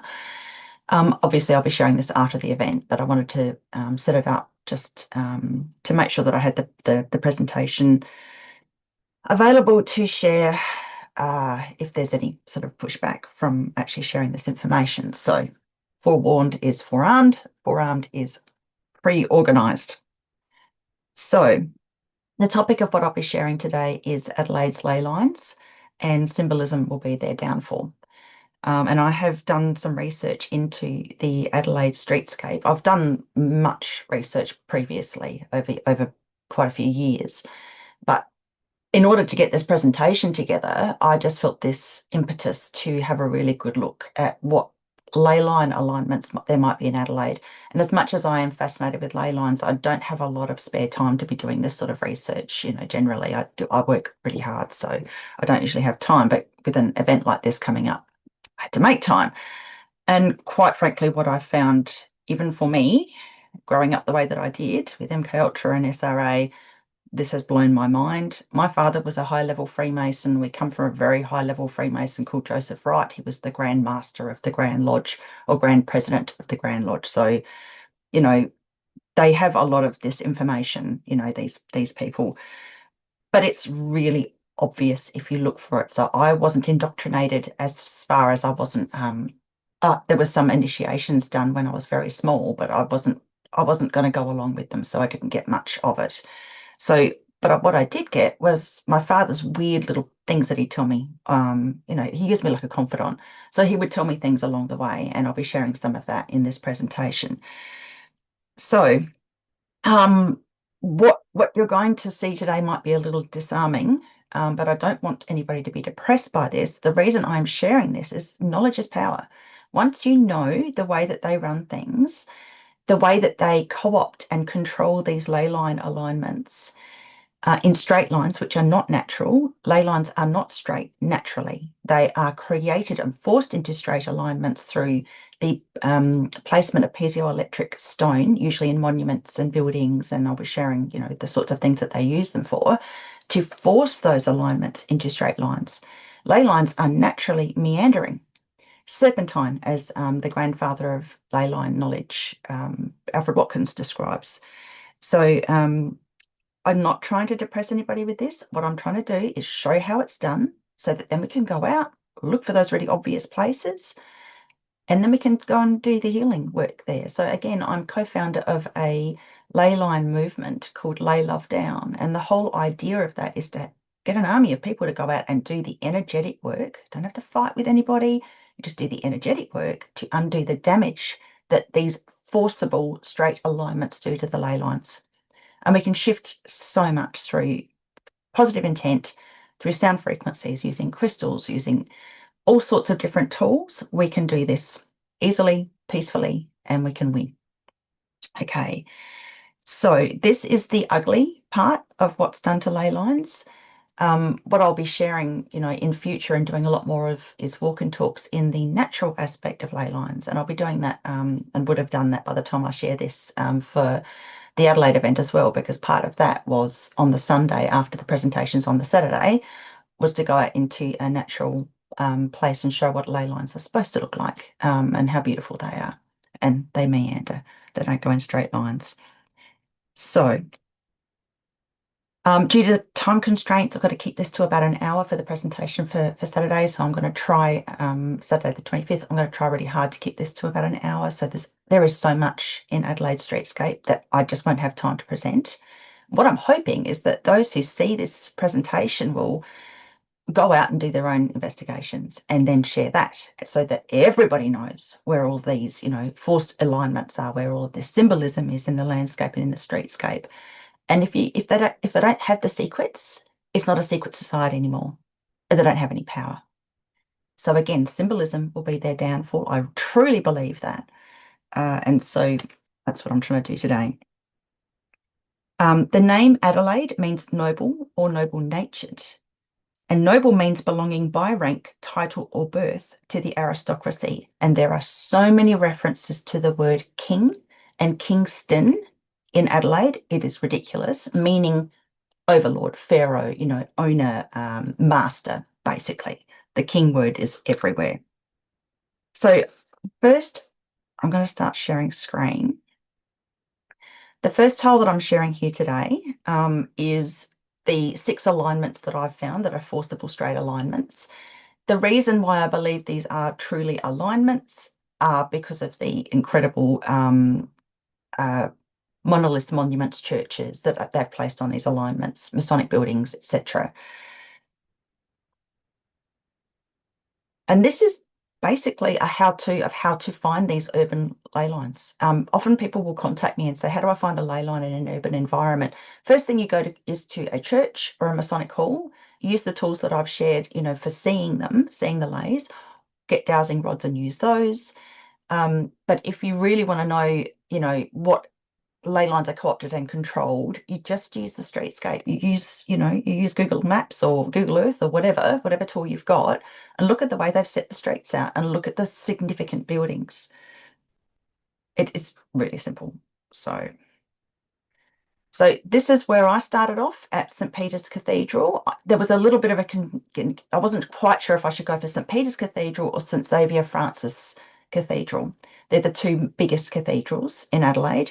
I went for St. Peter's because it made more sense and because I noticed that there is a monument out the front of St. Peter's, just opposite St. Peter's Cathedral, called the Ataturk Monument. That is literally the marking out of one of the ley lines on the ground. So you really can't, it's unmistakable. It lines up perfectly with the centre of St. Peter's Cathedral. So they've lined it out for us really neatly. And that's the type 5 alignment, the number 5 alignment. And that number 5 alignment goes straight through the Grand Masons Hall and eventually the Keystone Tower that they want to build. Okay, so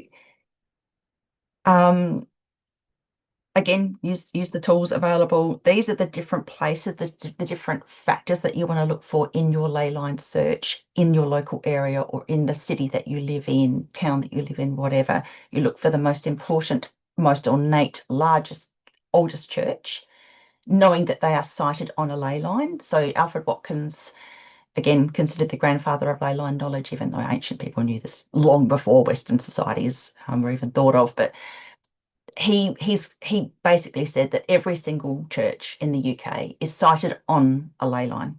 In fact, the Romans used to use their sacrificial stones in the crossing point of ley lines, significant ley lines.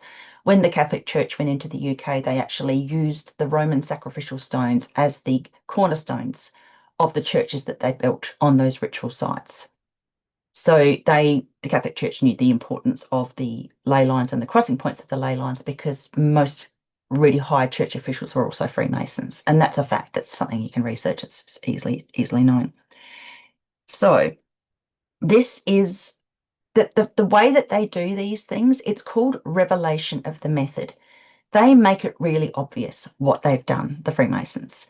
And by doing that and revealing their method, what they're saying is that we are too stupid to notice. In fact, because we're so stupid to notice, we are cattle. We're basically food, fodder. And I know that's a horrific thought. Unfortunately, a lot of what I'm going to be talking about today, well, not a lot, but some, refers to the kings, the overlords, believing that they are the apex predators and that they can predate on us in many different ways. It doesn't necessarily just mean through cannibalism. It's through energy harvesting. It's through lording over us how much better and more important they think that they are. So they literally consider themselves kings. And a lot of these people, again, the name Adelaide means nobility, from a bloodline family, from aristocracy. So they named the place to point out how important they think they are in comparison to the rest of us.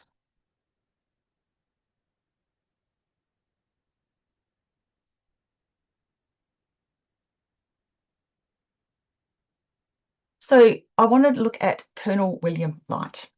Now, this is an amazing revelation for me, just to realize what exactly this means. So Freemasons are obsessed with names. Colonel William Light, Will Light, willing the light, controlling light, or light bearer. Now, light bearer, Lucifer, the light bearer, this is basically Adelaide's dedicated to Lucifer. And I'll show you the proof of that. But to realise that Colonel William Light's name, and he is the Surveyor General of Adelaide, our first Surveyor General, and he set out Adelaide, like he planned all of this. So to know that he's also a Master Mason, the highest level of Freemasonry, and that his name literally means light bearer or light manipulator is astonishing. And it made a lot of sense to me once I saw that name. Some of the symbolisms that you're going to be seeing is pretty astonishing. So it just blows my mind, basically. So again, the word Kingston is all over Adelaide. It means place of kings. Adelaide, noble birth. So these words are really important. Words and names are extremely important to Freemasons. There is eye symbolism everywhere in Adelaide. It's ridiculous. There are a lot of Illuminati triangles and pyramids with eye symbolism involved. There is the Chi Rho symbol as well, which is a very old symbol from 300 AD of the Christ on the cross, basically. There is Kabbalah symbols. There's the Rose Cross relating to Rosicrucianism. There is these arched windows, which is part of the Freemason building template. They put these particular arched windows everywhere. And these are some of the other really obvious Freemasonic symbols that you'll see, the black and white checkerboard in various places. What you can't see because of my thing here is the sigil of Satan or Lucifer, which I'll be showing again in another spot. I also wanted to mention that the Satanic Temple has a fraternity in Australia and specifically also in Adelaide. So they're quite obvious about it. I've made this very obvious, so they've taken it off the Satanic Temple website, but I got a screenshot quite a while ago. So they are in Adelaide. They just don't really like everybody knowing about it, so they've hidden it recently from the website. One thing I want to mention too, with the buildings that we're going to be looking at that are all over Adelaide, they are made of piezoelectric stone. So what that means is that piezoelectric stone is a stone that has an energetic frequency. So, and it can be controlling when you put it within a ley line. So it actually helps to route the ley line. It controls and directs the ley line. Now, masons are obviously very aware of these things. So most of the buildings that I'm going to be pointing out are made of these piezoelectric materials. Adelaide's Parliament House is built from West Island granite, sourced off Victor Harbour, as well as Kapunda marble. Both types of stone are considered to be high-grade piezoelectric materials. Granite is a coarse-grained igneous rock with clearly visible mineral crystals like quartz, feldspar, and mica, and marble is primarily composed of interlocking calcite crystals. Piezoelectric stones are sourced for these buildings as they have the ability to attract and control the Earth's ley lines in specific linear alignments. St Francis Xavier's Cathedral in Adelaide is constructed primarily with bluestone rubble, and in Australia that's either basalt or slate, and sandstone. So basalt, slate, and sandstone all have considerable piezoelectric qualities also. So the proof of this concept can be found in significant stone circles and monuments all over the world, which sourced piezoelectric stone, often from great distances for ceremonial purposes, and which are located on the crossing points of powerful ley lines. So an example being Stonehenge. The first iteration of Stonehenge was in 3000 BC, and the igneous bluestones for which used in the site were from the Preseli Hills in Pembrokeshire, over 200 kilometres to the west, which is pretty incredible. It's a long way to take those enormous stones. How did they do it back then? Talking, not even horse and buggy back then, so God knows how they did it. The sandstone, that's part of Stonehenge, is made predominantly of quartz crystal silica and has been tracked to eastern Wales. And the origins of the sarsen stones still hasn't been found. They don't know where the sarsen stones came from for Stonehenge. Sarsen stones themselves are comprised of sand-sized quartz grains cemented tightly together by an interlocking mosaic of quartz crystals and are therefore piezoelectric. So by being able to discern the piezoelectric nature of these materials and the monuments that they place in these ley lines, you get a bit of an idea of the puzzle that it takes to put all of this together.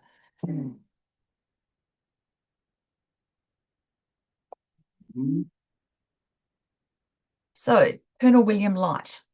Now, again, Surveyor General of Adelaide, Master Mason, planned out the Adelaide streetscape. This is Colonel Light Gardens. So immediately when you look at Colonel Light Gardens, you notice that there is this weird formation up here, which looks like one of these arched windows. In fact, it looks quite a bit like the rising sun version of these arched windows. Now, Colonel Light, William Light, Willing Light, controlling light, light bearer windows also control light and let light in. So very apt symbol for Colonel William Light, and just happens to be put into the streetscape of Colonel Light Gardens. This light name, this light bearer name, must have been absolutely a wet dream for the other Freemasons around him. They must have absolutely lauded this guy.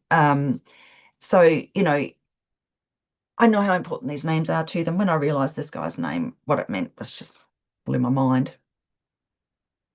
So they use a lot of wordplay, they use a lot of spell casting, and it underpins most of their beliefs. So here we have Light's vision on Montfiore Hill in North Adelaide. Now, you can see there's these striations in front of the monument. They don't go anywhere, so they're not paths as such, because there's a fence there. I believe they're marking out ley lines, and I'll show why in a moment. Over here, as part of this conglomeration, are some interesting sacred geometry symbols here. So we've got an octagon, a perfect square, a triangle, the triangle pointing to light place reserve. So again, that might be considered a symbol of the eye at the top of the triangle. Just in case we didn't notice the other symbology, they put this in as well. Also, there's two names that need to be taken into consideration. Penang Avenue in William and Colonel Light Gardens, very similarly named to Penang Avenue in Colonel Light Gardens is very similarly named to Penang Avenue, Camden Park. I think there's an A or an E or something confused there. I've put it in the wrong spot, but they're very, very similarly named. So in Camden Park, but behind number 63 Penong Avenue is a huge tunnel. You could drive through it. So that's a skip. These are houses. These are cars. You can see that hole there, that tunnel. You could easily drive a car through it. So I'm considering that this Penong Avenue is a marker for the fact that Winston Avenue is known to have a 6-foot wide tunnel that's walkable all along. Okay, so this is a tunnel marker, the name Penong or Penang. So if that's found anywhere else, that could be a marker in other cities. It could be a marker in other, Freemasonic built cities, another marker in Adelaide. I haven't had time to look through for all the Penong or Penang avenues or streets in Adelaide yet. And just to rub it in, here we go. This is Play School. This is the arched window. And look, they've got a crown just above it. So the indoctrination of our children into this Freemasonic, blindsidedness, it starts very early. It starts in Play School. So this is, again, Light's vision. So this is the statue of Colonel William Light. These are the striations, I believe, are ley lines. You see these around monuments all around the world. In particular, the courtyard of the Vatican very, very clearly marks out the ley lines that create the enormous portal space that the courtyard, the circular courtyard, actually marks out. So from an aerial view, there's the monument, Light's vision, and these are the ley lines. Now, I have extrapolated this and put the other lines that I know are the 6 main alignments that lead from St. Peter's Cathedral. This is St. Peter's Cathedral. This is the Ataturk monument, and underneath the line is a straight line that comprises the actual monument. That is the indicator line of alignment 5 that reaches and goes through the Grand Lodge, the Masonic Grand Lodge at 254 North Terrace in Adelaide. So what's really interesting here, these ley lines and these ley lines crossing over create the sigil of Lucifer, at least the top half of the sigil of Lucifer. This is it. Light bearer, Lucifer, his ley lines, these alignments create this sigil, and it goes straight through Adelaide Oval. So again, these ovals are placed in really significant places to harness particular energy frequencies of lots and lots of people. Okay.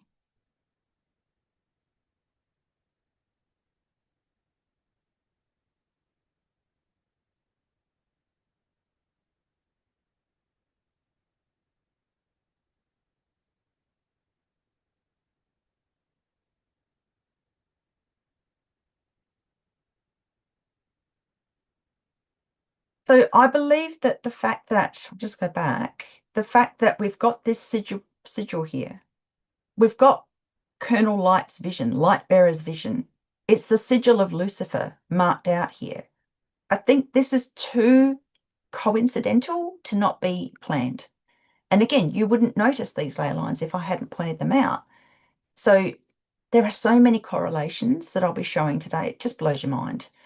And, anything that people pick up that they find, this also needs to be pointed out. Do these sorts of videos, share it. You don't necessarily have to put your face or your voice over it. You can do it in a way that you can, hide your face and change your voice through, some sort of software, but share it, get this information out there so that they can't hide it anymore. Okay. Now, the actual streetscape of Adelaide is in the formation of a pyramid. So these are all arterial roads around Adelaide. This one isn't actually marked in, but it's implied. What it actually leads to is the Adelaide CBD being a perfect square, and I've marked it here. And this is the capstone. So Adelaide CBD is the capstone. So I've got this, one of the most famous and well-known images of the Illuminati. You've got your pyramid and you've got your capstone, and with the eye in the center. In the center of the capstone, being CBD, is Victoria Square, and it looks like an eye. And you just can't make this stuff up. It's ridiculous. So there's the eye, and, it looks reptilian because of the shape of the way that they've done this to put what I assume is the iris. I didn't make this. I'm just pointing it out. It sounds completely crazy. What's also down here are the 4 squares. Now, these 4 green squares are significant to Masons. There are 4 squares in Freemasonry that relate to particular qualities that I'll talk about in a moment. Take note of Kingston Park, and in Victoria Square, there's a statue to a gentleman called Kingston. But when I found this, it was like, oh my God, are you serious? Moving on. So again, Adelaide CBD, this is the capstone, Victoria Square as the eye in the capstone of the Illuminati pyramid that is Adelaide. Here is Charles Cameron Kingston's statue that is in the iris aspect of Victoria Square. In the corner of Victoria Square, I believe it's at this end, is the Three Rivers Fountain. Now, again, this is a bit of a stretch, but if you believe in the numbering and the obsession with numbers that Freemasons have, you've got 3 rivers, you've got a 6-sided hexagon. 6 threes are 18. My father told me that was a devil's number, but for others who believe it's 666, you've got your 3 times 6, you've got your 666. So you've got that also in the what looks like, the tear duct of the eye of Victoria Square. They just happened to put the fountain there. Just behind that is Fool's Paradise. This is where the fringe usually does their a particular aspect of what the fringe does, and they've called it Fool's Paradise. And I just thought that was so apt, because they think we're so stupid that we're not going to notice these things, that they'll put in something like Fool's Paradise just to point out that we haven't noticed what they're doing. That's my way of looking at it. Directly across from the Three Rivers Fountain is the District Court building, which on the top of which is a nod to Rosicrucian's Rosy Cross. So again, here we have the Adelaide CBD. Here are the 5 squares. None of which is square, by the way. There's nothing square about any of these. It's not about the squareness of it. It's about the way that they're described. And these are all replete with intense symbolism, and all named after high-level Masons. What are the chances? Okay, so light square, this is this one here. It took me a while to work out what this was, and I just happened to be watching a video and some symbolism popped up, and it was like, oh, there you go. Okay, so it's the Chi Rho symbol.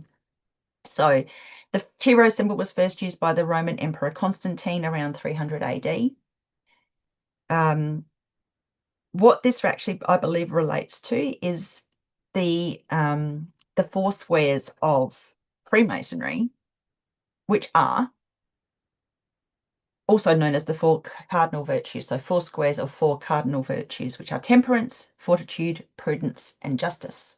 Now, I think with light square, I think it represents fortitude, because fortitude means courage in the face of pain and adversity. So for them, light square would be, that aspect of the 4 squares of or cardinal virtues of Freemasonry, because no one suffers like Jesus Christ did on the cross. And I have to say, I have a real issue with the way that the Catholic Church represents Jesus Christ, in his prone, suffering, sacrificed state on the cross.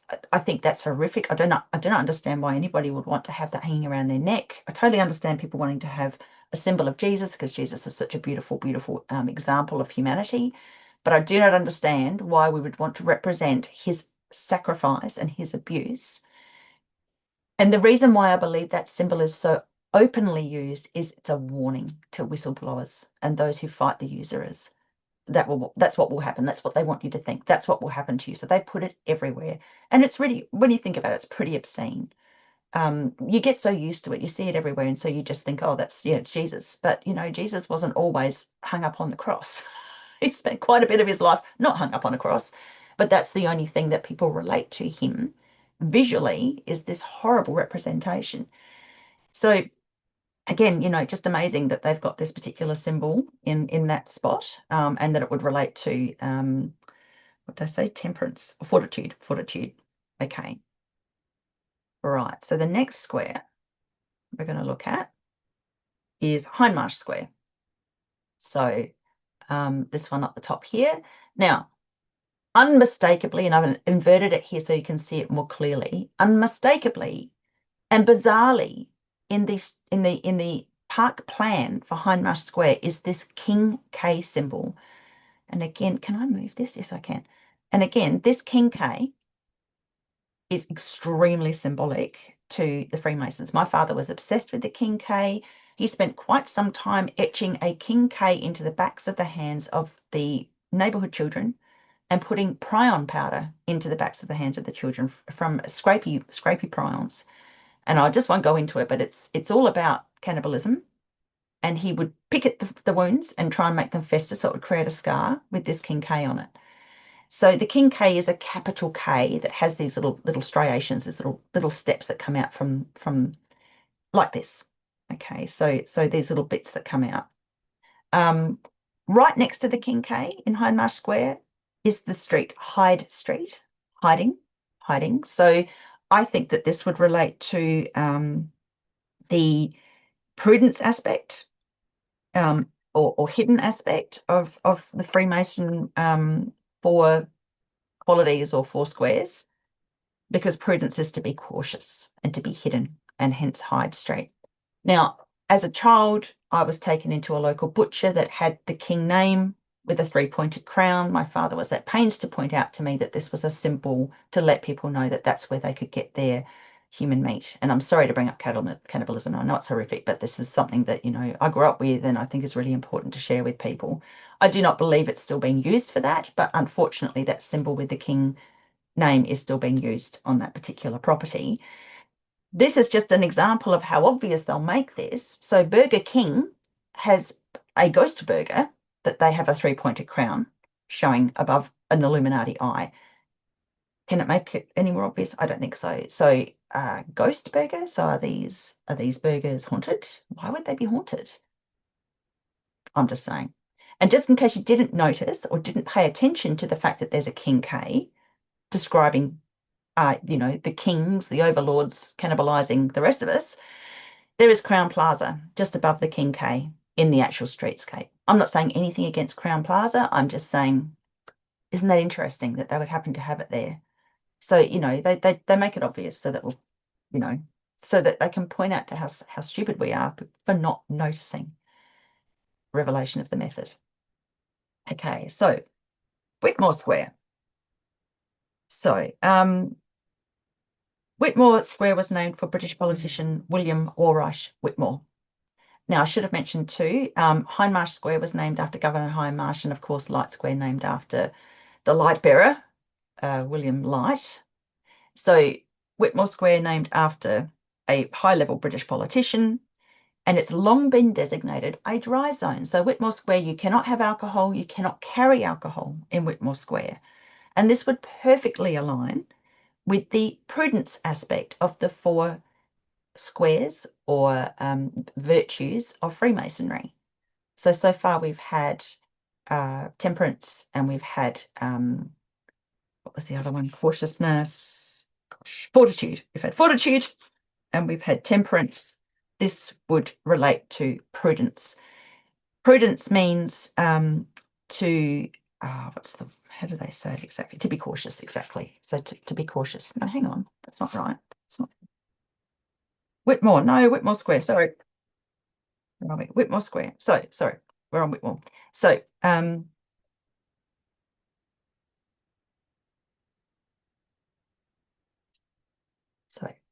Hindmarsh Square related to prudence. Whitmore Square relates to temperance. Temperance meaning abstinence from alcohol, literally. This is the only square that I'm aware of in Adelaide that is a designated dry zone. So it perfectly relates to temperance, abstinence from alcohol. So the arched window shape of the square relates again to the Freemasonry arch. There is there has been a chessboard in the square. So just in case you didn't realise that it was named after a Freemason, they put the chessboard in there just to make sure that you do notice. And during World War II, there were air raid trenches built or dug in the square, so you could still have tunnels. Adelaide was undercut with tunnels after a 1938 mandate was put out to have tunnels, trenches, or bunkers behind every business place, every workplace, every meeting place, and every home in Adelaide, particularly along the South Road area. And I grew up along South Road. So, there's tunnels everywhere in Adelaide. It's not just folklore, it's fact. So when you think about how many tunnels there must have been after what I've just described with that mandate, pre-World War II mandate, it gives you a bit of an understanding of just how many tunnels there are. Next square. Right, last square is Hurtle Square. It's named for Master Mason Sir James Hurtle Fisher. So all these very powerful Freemasons have squares named after them. So it looks to me like a chalice and a Christian cross in the square. This is the only square that actually has a square in it. So I've marked that there. So you can actually, well, if I hadn't drawn over it, you'd be able to see the cross there. So it's this one here. So there is a cross there to mark that square, which is the only square in these squares. But it also looks very much like a chalice and a cross. And I've put this here as a part of the symbolism. And it's very interesting because the only reason why I noticed it was because the Astor Hotel has this symbol and you can't see it written underneath there, but has this symbol to indicate that that's somewhere where you can get a drink. And it's like, are you serious? Is this? That's just how it goes. Okay. So moving on. Now I didn't have a particular Freemason virtue or square but for Hurtle Square, because the last one, the fourth one, Justice, I believe relates to Light Square, and I'll show why in a moment. This is just some of the eye symbolism in Adelaide. It's everywhere. It's just ridiculous. It is literally everywhere. So again, Victoria Square, massive eye at the top of the capstone. That's the CBD of Adelaide. That's the top of the pyramid that is Adelaide, mainly the main part of Adelaide. There is also the South Australian Athletics Stadium, just across from Kingston Park, has a massive eye. This is the Bicentennial Conservatory in the Botanic Gardens. And just in case you didn't notice that it was a massive eye shape, there's a semi-triangle in the gardens next to it and an A. I still don't know what this symbol is about, but there's an A also in the gardens that I need to look up. And it's also like a very, like a strong version of A, like the King K. It's got all those little filigrees around it. So it's obviously means something, but I haven't quite worked it out yet. So a lot of the eye symbolism that you'll see in Adelaide, and I'll just move this in a moment, has these striations around it also. So this is a perfect example. This is Adelaide High School, and the buildings are in a rising sun motif, as in a striation around what is an eye shape. So they've got the eye shape there. So this is a nod to Horus, which I'll show in a moment. What is also significant, and I'll move this again, this is part of the Royal Adelaide Hospital grounds, and there is another eye-shaped building. This is a very weird shape to put a building in. Why? So I'll show you why in a moment. You'll often see also the compass and square. So with an eye in the center, that symbolism is everywhere. And when I actually Googled all of the different stadiums and arenas in Adelaide and lined them up, it comes up to like a square and compass type formation, which I thought was interesting, given most of these arenas and stadiums are all oval shaped or eye shaped. So that's not by mistake. They do that on purpose. So, and this is the CBD of Adelaide in here. And again, at the centre of the CBD of Adelaide is Victoria Square. So that provides the eye shape at the centre of the arenas, creating the square and compass, which is the Freemasonic symbol here. Okay. All right. So we have all of these alignments, and they're pretty amazing. So we've looked at the symbolism. Now we're going to look at the 6 main alignments.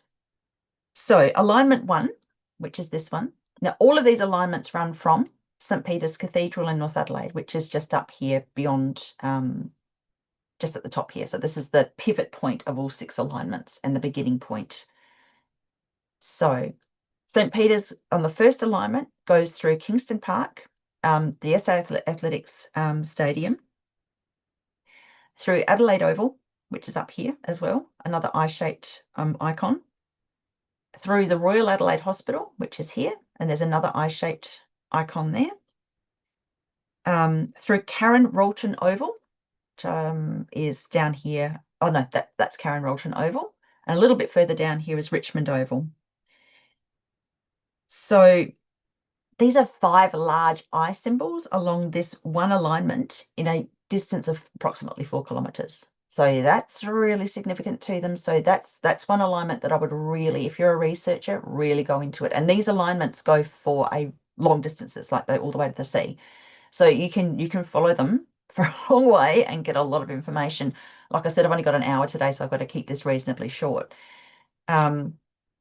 The second alignment goes to St. Patrick's Church. You can't see the saint, I've covered it up by accident. So it's St. Peter's Cathedral straight through to St. Patrick's. This is St. Patrick's Church. It's nothing to be, it's not small. It's obviously quite significant.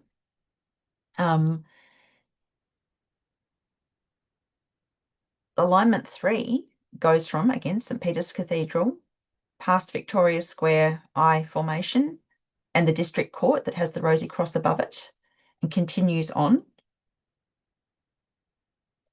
So this is line 3. Yep. So line 4 goes from, again, St. Peter's Cathedral all the way through the Adelaide Club, which is very significant, and I'll be talking more about the Adelaide Club in a moment. So, you know, these are the really important buildings. There are many, many, many more buildings, churches, symbols, but again, time-wise, I can only go for the most important today. And the Adelaide Club is extremely significant. This 4th alignment also goes through St. Francis Xavier Church that I mentioned before, which is down here, and continues on. Alignment 5 goes from, again, St. Peter's Cathedral through the Masonic Grand Hall on North Terrace, which is very, very significant. I mean, you know, that's their most important building for the Masons, is their Grand Hall. And continues on to St. John's Church. So again, you know, when you want to find these alignments, you find the most important church or cathedral, which is St. Peter's, and then you line it up with the other churches. Now, what's amazing is, as you can see, these are reasonably equally distanced from one another. So, and there's a reason for that. You know, they try to keep things controlled, and they try to have a pattern to these things because it's obvious to them. But to us, the idiot plebs that don't know, we can't see what's right in front of our faces. And like I said, I didn't know until I looked into it exactly how, you know, obvious this all is. So the 6th alignment runs from St. Peter's Cathedral again through the Botanic Gardens, through King Rodnick Park. So again, there's that King name again. Through to a curious pyramid formation in Toorak Gardens, which I'll be looking at a little bit more closely, all the way to the suburb of Beaumont and the Mount Osmond Lookout. Now, one thing I forgot to mention is this alignment here also goes through Parliament House, alignment 3, Parliament House, yeah. So it goes through St. Peter's Cathedral, Parliament House, then past the District Court building and on. Okay, Parliament House being very significant, obviously, and I mentioned the piezoelectric qualities of Parliament House earlier. Okay, so these are only the 6 main ones that I've found so far. If I've got time in future, I'll go more into it and look into it a little bit more deeply.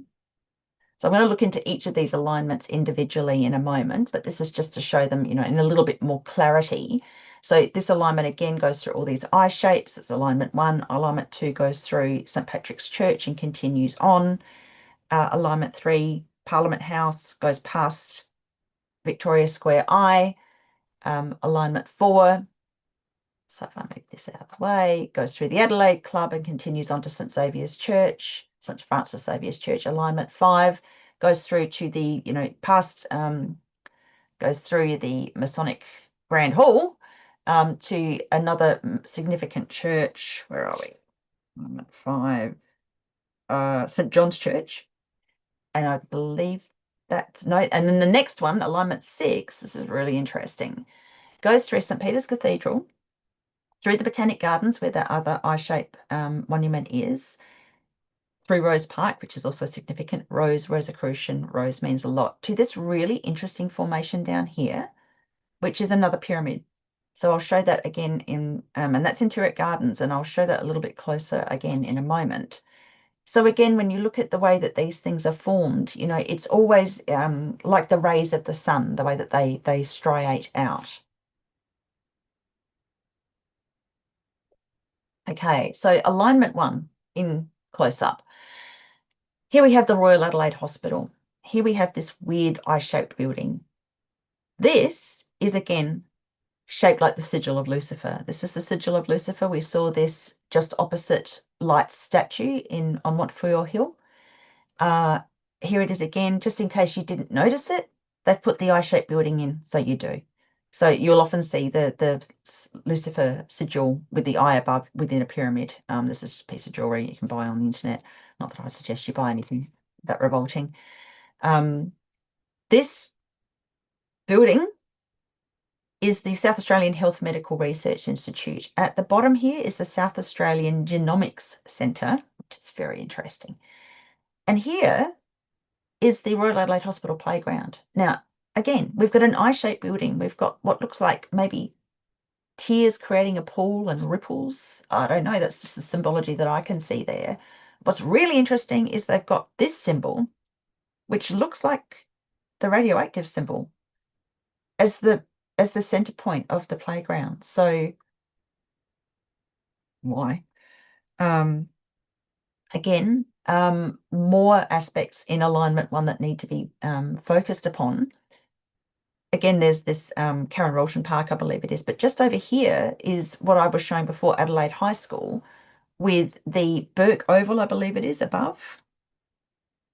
Now, yeah, Burke Oval. So this symbolism could be seen, I've got it here, as a symbol of Horus.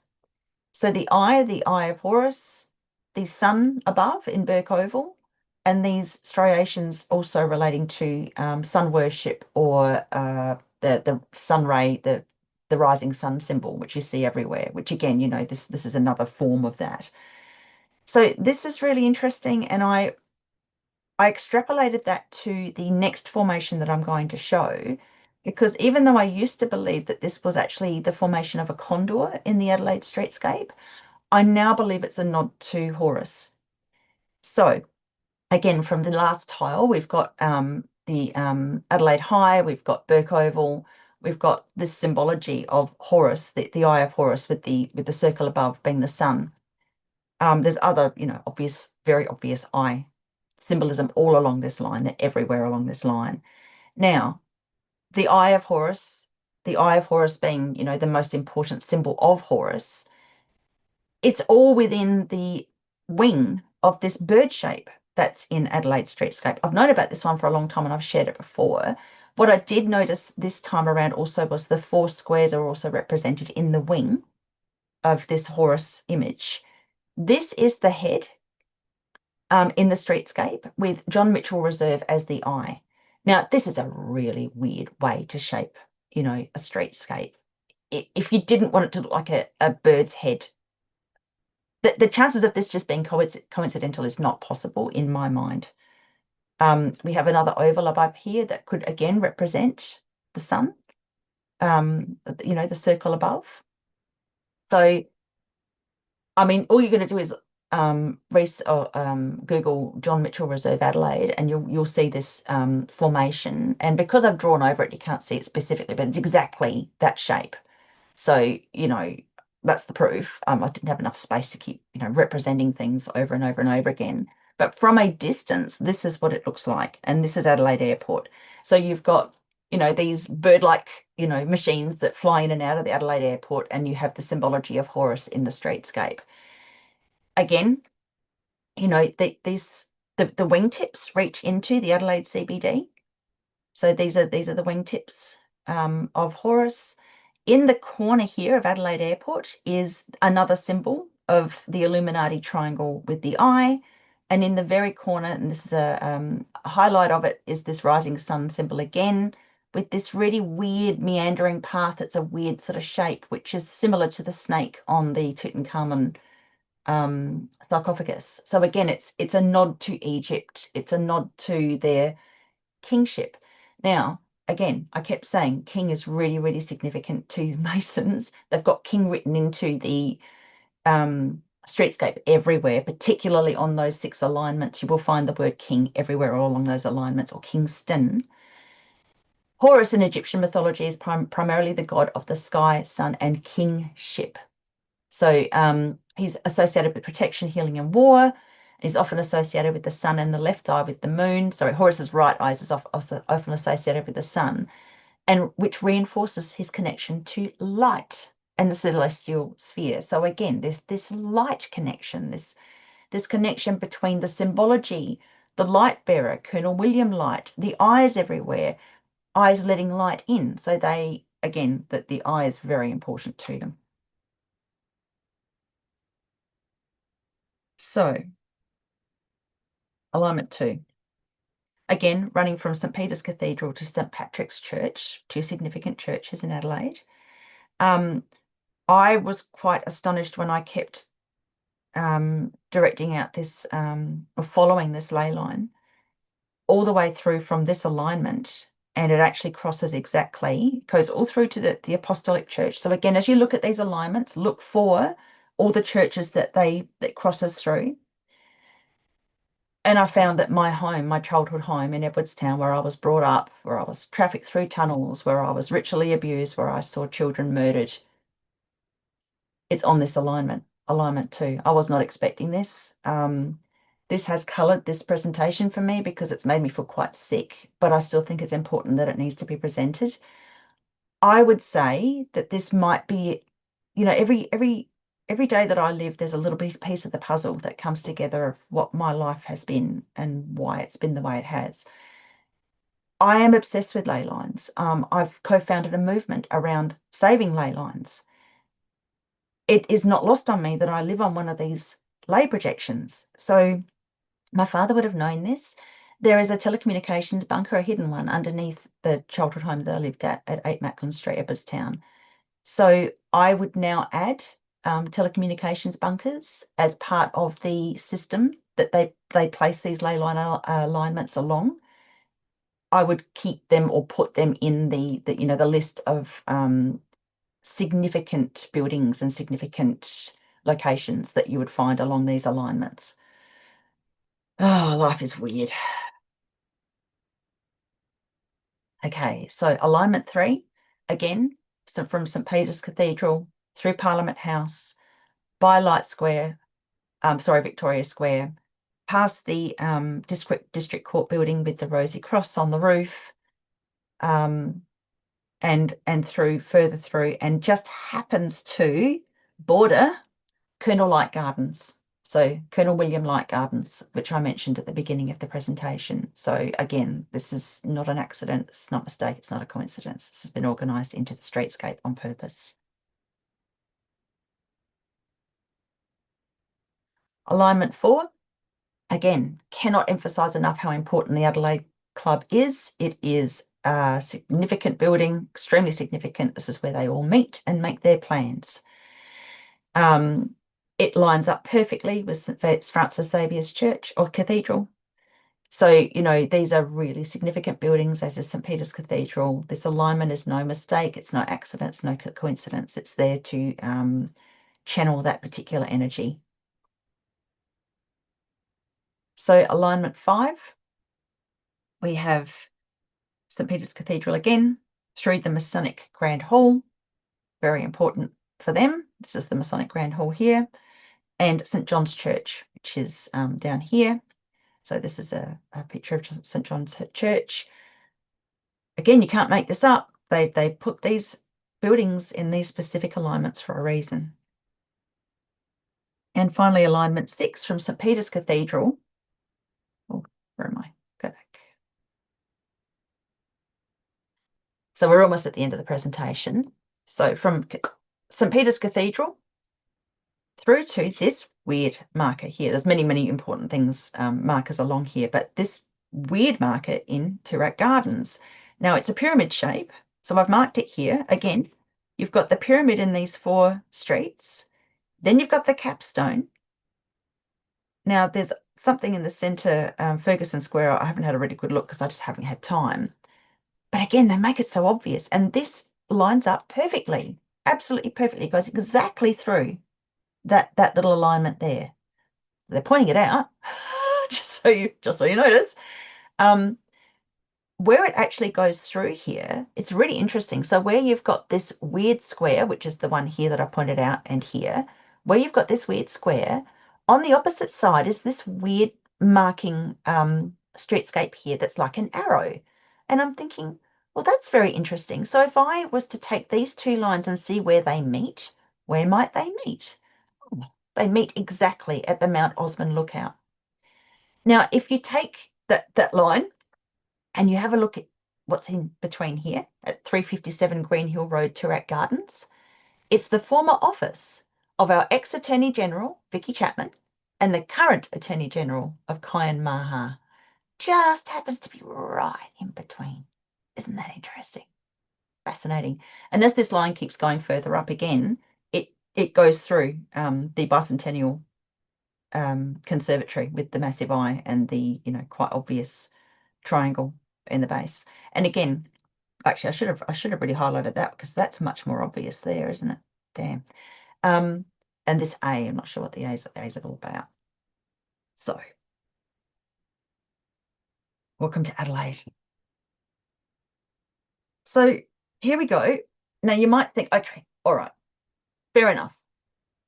Colonel William Light, their light bearer, all these Masons, they've created Adelaide in this shape.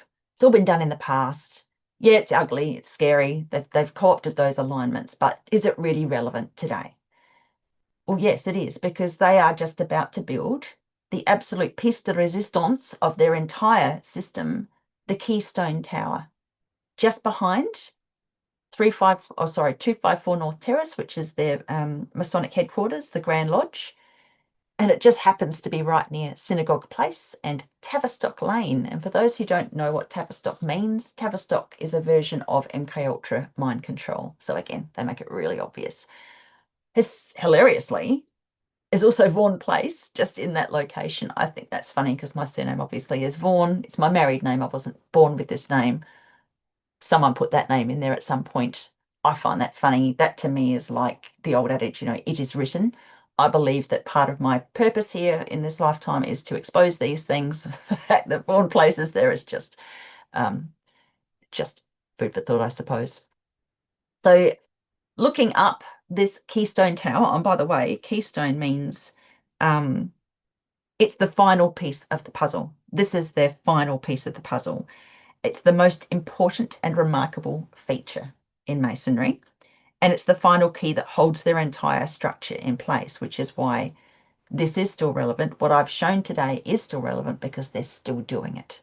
And this is their like their big marker, and this is going to be the largest skyscraper in Adelaide. It's slated to be finished building 37 stories, supposed to finish building in 2007. It's going to be an absolute eyesore. It sounds utterly disgusting. 38 stories wide, tall, 160 meters high. And it's interesting how it's described as iconic and eye-catching. I just had to put that in there because of all the eye symbolism.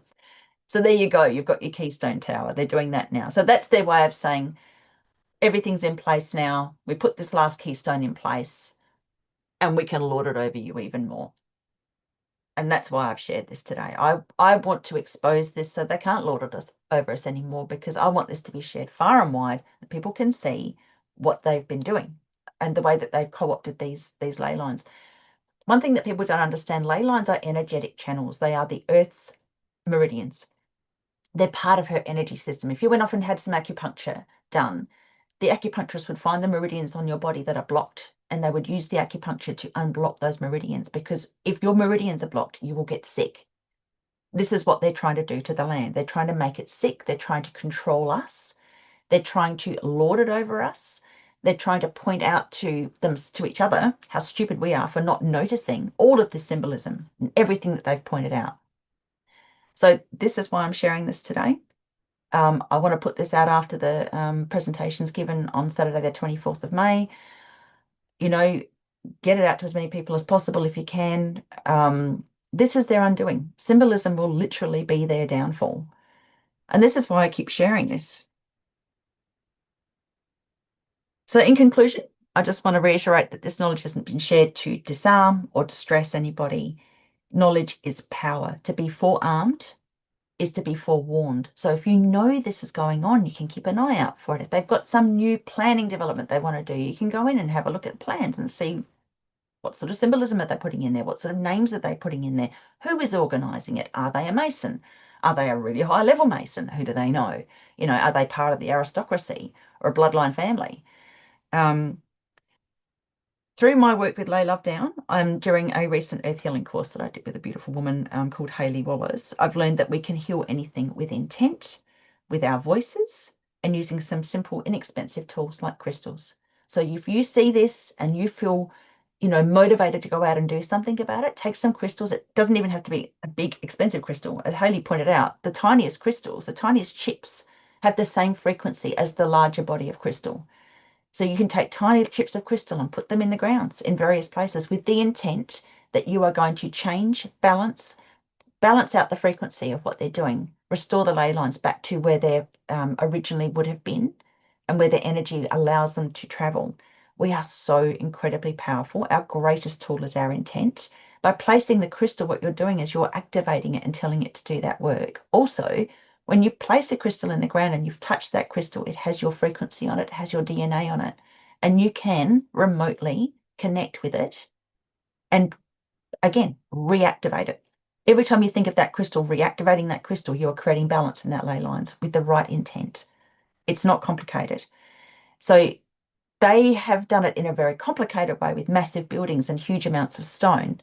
We can do it in a much less complicated way because there are many, many, many more of us.